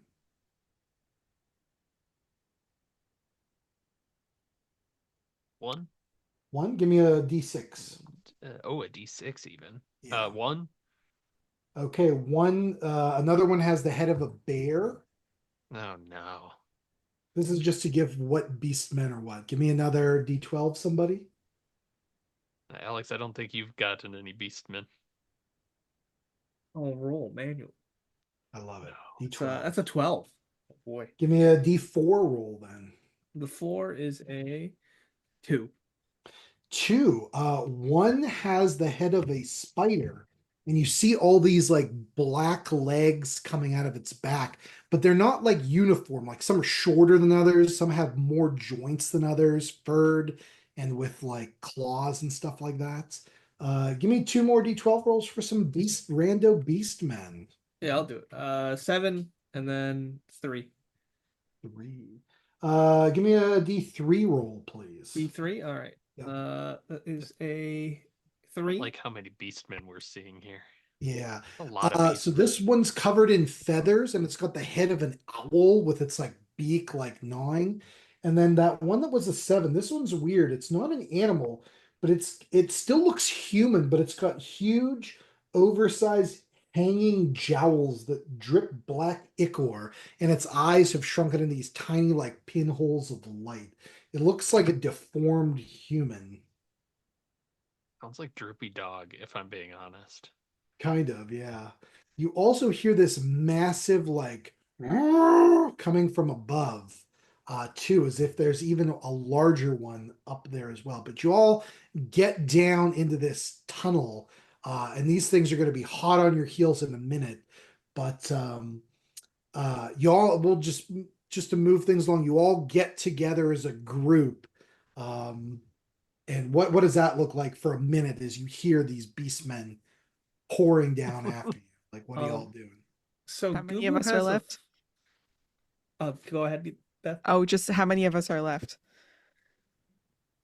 I've got 2 in my party. I have You? 3. Okay. So we've got 7. Yeah. But Okay. Ulan's got that axe. Can I make That's an argument, good. Judge, for an item?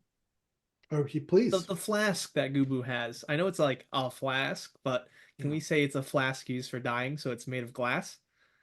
Yeah, sure. All right, then Gubu is going to smash it on the stairs to have glass shards. Ooh, I love Nice. that. So when they're I stepping love that. downward onto the glass shards, hopefully that will slow that down. All right, all right. I love it. You guys have a minute. Are you just roughly game plan? Are you going to try to ambush them? Are you going to just flee in some direction? Are you going to like what's it going to look like here?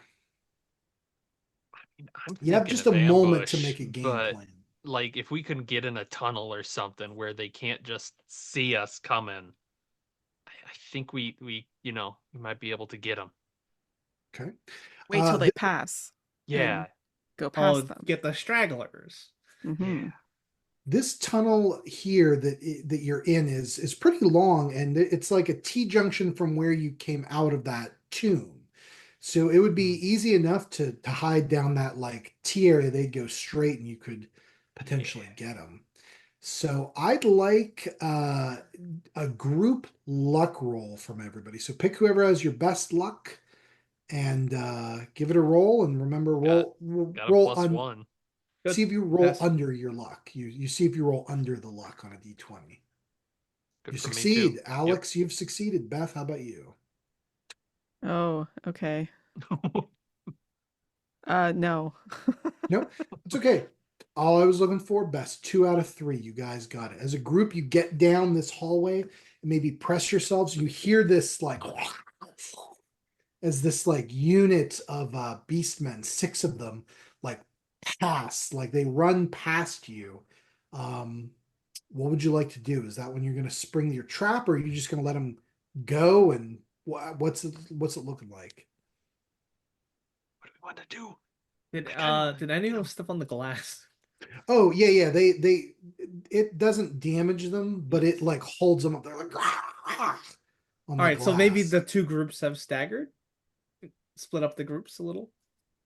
I like that. Sure. Yeah. One group goes down, the other group is like slowed up a little bit and they're like picking glass out of their feet. Some have hooves, some of them have Yeah. like one man foot, one is like a goat's hoof, stuff like that. Like they're warped in such a disturbing way. We'll get the smaller group then. That's already hindered by glass, right? Yeah. Yes. Okay.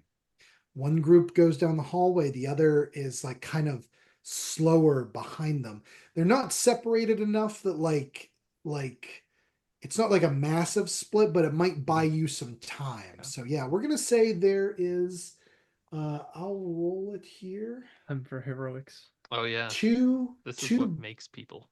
two beast men have stepped in all that glass and they're slow. So there's only two of them, and they've separated from their buddies. The buddies have gone down the hall, and it's probably going to buy you around maybe two before the other group like catches back up, unless you do this completely silently, which I don't know how you would do that. But what? So what do you want to do? These two stragglers are like as they're making their way down the hall here. Yeah, I think we pick them off. Yeah. Yeah, Stanley's gonna ready his bow and kind of look to the rest of the group. Yeah, Yeah, Alan will okay. have his spear like that he Yeah, just pitchfork got ready. Chewy, and then Boo Boo has the sword. Nathan, I believe you were first in the initiative order, so we'll just keep that. All right. In that case, you see Alan, who's an expert in spears now. Yeah, I don't think that's the case. Let's see if it's the case. It is not. He got a total of 4 on his Uh-oh. throw. Four is a miss. You Yeah. threw it, and it goes ping off the side, and these guys kind of notice, but you still have, the two of them notice y'all, but you're still going. You're all A- still first. So. Alan just does like the crouch in the head and the hands. Like, why? Oh, Why? actually, I apologize. I'm going to give you guys a surprise round, which means you all get to act. The Beastmen don't, and then we go Okay. back in the initiative order. So Good shit. Okay. Good shit. that's a surprise round. So Alan throws. Yeah, my other yeah. two are not ranged. If you guys want to use your ranged stuff, Sure. I I think we're think, just gonna charge forward as a group. I think that's the I was gonna best. say I think Chewie has if he wants to use a sling that he got off of Presley's body, but that's up to you. I think he's cowardly enough to use the sling, Okay. so he will use the sling. Right. With his agility modifier, right? but can he spare the stone? That you Uh, can no, spare the agility. stone. It's Oh, still it's just a +0 Okay. to your attack Mhm. bonus, and then you don't add anything to the damage. All right. Not one. That is a fumble, my friend. Yes, it is. Great. We get to use the fumble table. Now this is weird. What is your luck modifier? +1. +1. Yeah. You're going to change a plus to a -1. So Okay. it's the inverse of your luck. Roll a Oh. d4, or I think it's a d4 here. Hold on, let me go to my cheat sheet. Fumble is by armor. Are you wearing any armor? No, he's not. You roll a d4 and add the inverse of your luck modifier to it. 1. 1. Your incompetent blow makes you the laughing stock of the party, but otherwise causes no damage. Nice. Do we just see the rock go like? Gunk, gunk, gunk? You're just stupid. It doesn't harm you. That's not too bad. Okay, who else is going in the surprise round before the Goof is just gonna charge with the sword. all right, Nice. roll it up as you run out there. For my brother. All right. Let's see what happens. Ooh, 3. 3 is a miss. I'm sorry. The sword's a little too heavy.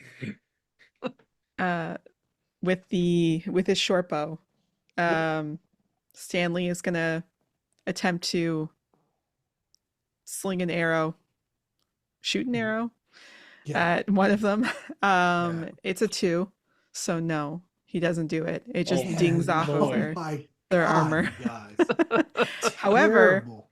however, the old man, Cordell, the healer, the priest, comes forward with his club and smacks him with a 15. That's a hit. Yay. That's a hit. Nice. Hell yeah. Club does D4 damage plus your strength bonus. So 3.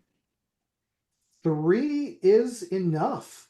You clock one. We're gonna say that it's the we'll just start at the top. It's the cockroach headed guy. What's his death look like? I think Cordell is gonna smash him on the head, and he's gonna pour the holy water on him as well, and All hope that this- it burns. All this like slop pours out, like this cockroach slop, like you've crushed it. And, it goes, Yeah. and it's like limbs are flailing, and you pour all this holy water on it. Hate And that. he is dead. The we'll say the ape is near him, still is up of these two, but in doing so, definitely the group that has run ahead, like you can hear them like start shouting and coming back. So, but anybody else in the surprise round doing anything? Yeah, Ulan's gonna then just leap forward almost ferally with that axe frozen to his hands and is Hell going to yeah. attempt. Okay, now we're cooking a 19 total. That is actually when you do that and roll a 19 with this axe, that is a critical success. Oh, Your crit range is increased by 1. So perfect. So I would like you to roll a d4 on the critical table for me. All right, a D4, a 2. A 2. 2. Hold on a second. Does that change your crit table? No, it doesn't. That's fine. 2. You get him right in the eye, like in the head area here. This ape that's snarling does an extra D4 damage, and this is where you learn that your axe does a D10 worth of damage. So a D10 plus a D4 plus your strength. good Lord. 5 total. 5 is enough to kill this thing Okay. dead. What's it look like?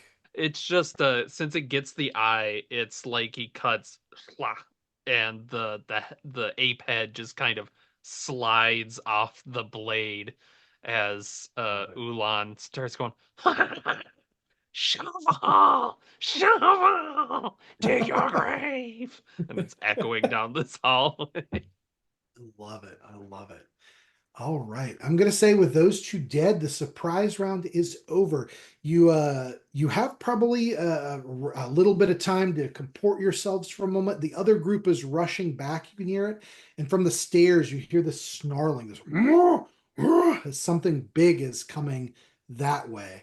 So 2 groups are going to be upon you relatively soon. How'd you like to set yourselves up? Oh, we failed to account for that. I forgot about the big one. I What do guess we we're think? gonna have to go through the smaller group if they I go like down that a lot. easily. Yeah. Okay. We'll have to barrel charge past the smaller group. Okay. There's 4 of them. The bear, the spider, the owl, and that like jowly guy are running at you guys. We'll go to the top of the round. If you want to make your way to them, the hallway is only big enough to go like a couple of breaths, so it's gonna be you're probably gonna have to fight your way through them. You don't think you're gonna be able to really skirt. You could probably try for some agility rolls, but they're probably gonna swing on you as you try to pass. So make with that what you want to do. Oh, we're gonna kill Yeah. Okay. Yeah. We're just gonna turn Uh, him. through. We're just gonna kill him. We're going to go to the top of the round then, and that's once again Nathan. Then we go to Beth, then Okay. Alex. All right. Alan running, he's seeing the others like we're kind of simultaneously running down the hallway. He's on his way past. He grabs that spear off the floor. Come on, this is my chance, Alan. Don't fuck it up. And he throws it ahead of him. Once they get close enough to see them. Okay. And he rolls a 3. It goes Kunk, kunk, kunk. through. No, Alan. He's on the ground again. Ah! writhing in emotional pain. But in that case, I'll have Ulan just then take that run and just barrel ahead. All right, so 13 for him. That is a hit, my friend. All right, and I Which believe it... which beast man do you want it on? We've Ooh. got a bear, spider, owl, or the jowls guy. I don't like the Jowls guy. It's gonna be the spider, Okay. as he does 10 damage to that. What does that What thing's the- death look like? That Uh, spider is gone. its spider like leans out and he just cleaves them in two, and the like it kind of freezes as it goes down, so you get like this Ugh. little look. Ugh. And All he's this just like looking at ichor them. spilling out. Yeah. He's Uh, screaming at the ones behind, trying to intimidate them. Love that. Love that. Anybody else for you? Do you have anybody else for your party? Yeah. And then just Waylon is slowly catches up and he's gonna try and stab the one next to him. I'm helping too.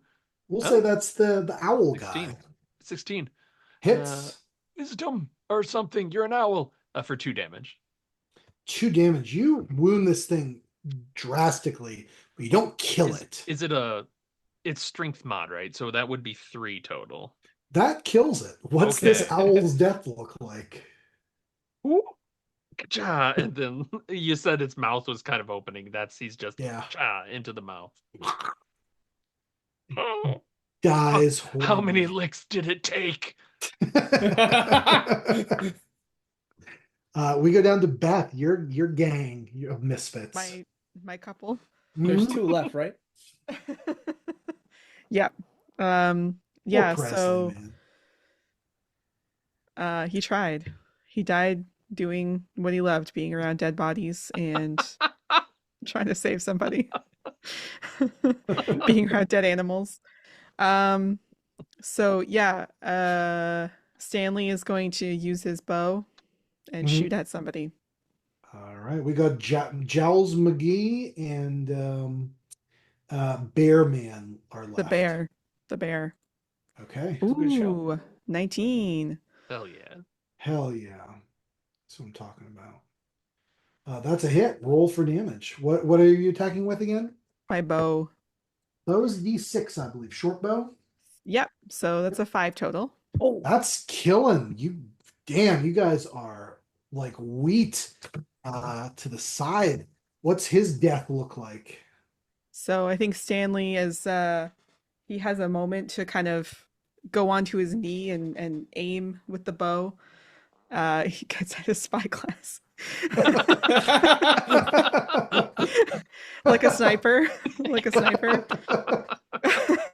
there's a And spot the arrow. to attach it to his bow. Yeah, I love yeah, it. exactly. I love it. I love it. And it just like the camera follows the arrow straight into the bear's eye. Bull Ah, cam, sick. nice. It's like, "Grah," and it takes it and falls backwards. Yeah. I love it so much. Do you have anybody else who's Yes, jumping in? the old man, he's gonna jump in as well. It went really well for him last time. So his club's got the oh no. His club's got the ichor from the cockroach, and he's gonna Yeah. try and swing it at the Jowls man and rolls a 1. So you want me to A roll a fumble. D4? D4 and that- add the inverse of your luck. So if it's a +1 to luck, it's a negative. It's a minus. Then it's a So- plus, Okay. which is bad. Yeah. Well, I did only roll a 1. Plus 1 is 2. So fumbles. You trip, but may recover with a DC 10 reflex save. So roll a reflex save. 11. You Hey. succeed, which is good because that big thing's coming down pretty soon. So, yeah. So you he goes to slip. try and club the Jowls man, trips, and kind of like falls into his arms and like backs out. Awesome. Alex, you're up. Jowls man is still left. All And right, so- something is coming from behind. soon. Chewie's going to ready his pitchfork and he's going to scream out, "You're in the way of my treasure!" And he starts sprinting down the hallway towards the Jowls man. I love it. I love it. Jowls man, what? Whoa, And that was a 6, so we're Oh, not no. doing jack shit. that's a miss. That's a miss. Have you considered that pitchfork might be cursed? Or for the other guy, right? Uh, No. No. but Gubu, he's gonna run and then he's gonna swipe with his sword All at right, the hit it. Jowls man as well. So hopefully this hits. 14. That's a hit, my friend. Hell yeah. How much damage does a sword do? This is a short sword, I believe. That's right. I believe that does. Let me just triple check here. It does short sword 1d6 damage. All right. A classic. Plus my strength modifier, and that is 7. 7. Oh. What's his death look like? Jowls McGee. So Whoa. I would Whoa. say that Flop, flop, flop. yeah, I would say that Gubu, he's like running like this, and he's jumping onto the back of a dead beast man and like doing a little hop like that. And he Hell slits the yeah. throat. The jugular sprays blood everywhere. Oh, it's getting everywhere. And it's like this black blood that hits you and Oh, it no. burns as it touches you. Like it feels filthy, like a gritty even. Oh, it's nasty. But they are dead. And behind, you guys hear down the hallway this and this massive beast man comes down who has the head of a titanic bull. So like that. Yeah, the cool Yeah, one. I'll put a that picture up one. if you send those Big along to me. giant bull guy is coming. He's probably around away from you guys. You could keep going, you could stand, but it looks like there's a chamber up ahead. What would you like to do? What's the game plan here? Chewie's gonna be greedy and he's gonna loot some some bodies, like see what he can scoop up and then run in the chamber. Okay. You rush forward into a chamber here, and hold on a second. Um,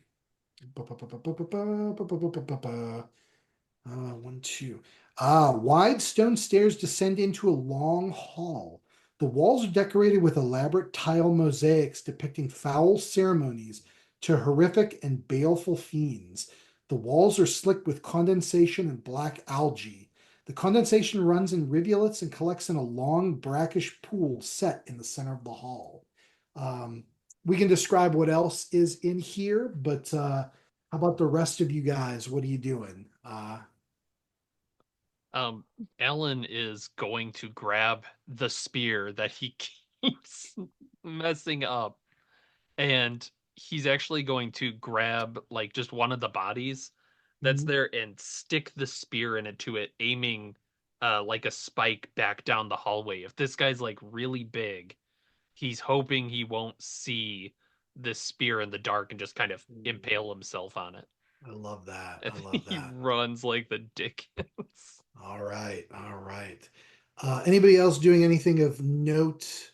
Or it's probably going to be this thing's going to make it to the chamber here. But anybody else doing anything of note?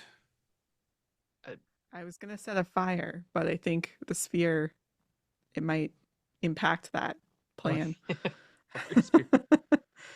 All right. Yeah, This thing let's comes. if we get out, can we like split onto both sides of the tunnel in this room? Like if he Yeah. burns out, he'd be running through us. Yeah, it's a big chamber. I'll put the map up here in a minute, but for now, it's like you go down the door. There's no door; it's just a hole. You go down these steps, and then it widens out, and there's a big, like almost like a trough pool in the middle. So you could get on either side of this thing. But this thing is bellowing and screaming as it's rushing at you down this hall, and it is armed with just its fists, apparently. Oh my lord. Great as it's like smashing into stuff here. Alan, make me a luck roll, please. Oh, actually, Alan has a little bit of luck. Not literally 1 point away. So nope. This spear pings off of him as he's going. It's Still the spear. intact, unbroken, but it's laying there. It doesn't hit. And then everybody give me a group luck roll now as this thing is just furiously bellowing through. I passed. It passed. Okay, that's one pass. Mm-mm. Two failures. I'm sorry then. I was looking for best 2 out of 3. It stops just before it hits this like pool and doesn't pitch into it or anything. And it stops and it just furiously bellows. We're gonna go in our normal initiative order. There's no surprise round. It Mhm. goes last. So Nathan, you're up first. We just have Okay. to pile it. Yeah, he's just together. But Ulan's already way ahead. 17 total with the strength. That's a And hit. yeah, come on. God, I love this axe. A 9 damage. 9 damage. Hold on here. That X goes crazy. Chop, chop. Perfect. Uh, right. Describe to me the death of this thing. Jeez. As that did it, my friend. Like it's big, but you did it. Um, I think like this axe is very sharp. Is he's going to cut like along the knees, and this thing just falls into the pit face first, and Ulan jumps on his back and like holds its head down in the water. And it thrashes and thrashes. Then it's doing this in this water.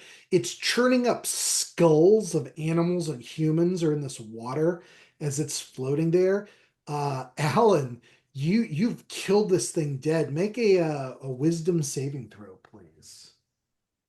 Oh, for Ulan. Oh, yeah, Or he's Ulan. yeah, he's really good at those. A 3? Uh, yeah, that's not good. Um, great. Roll a D3 for me. Okay.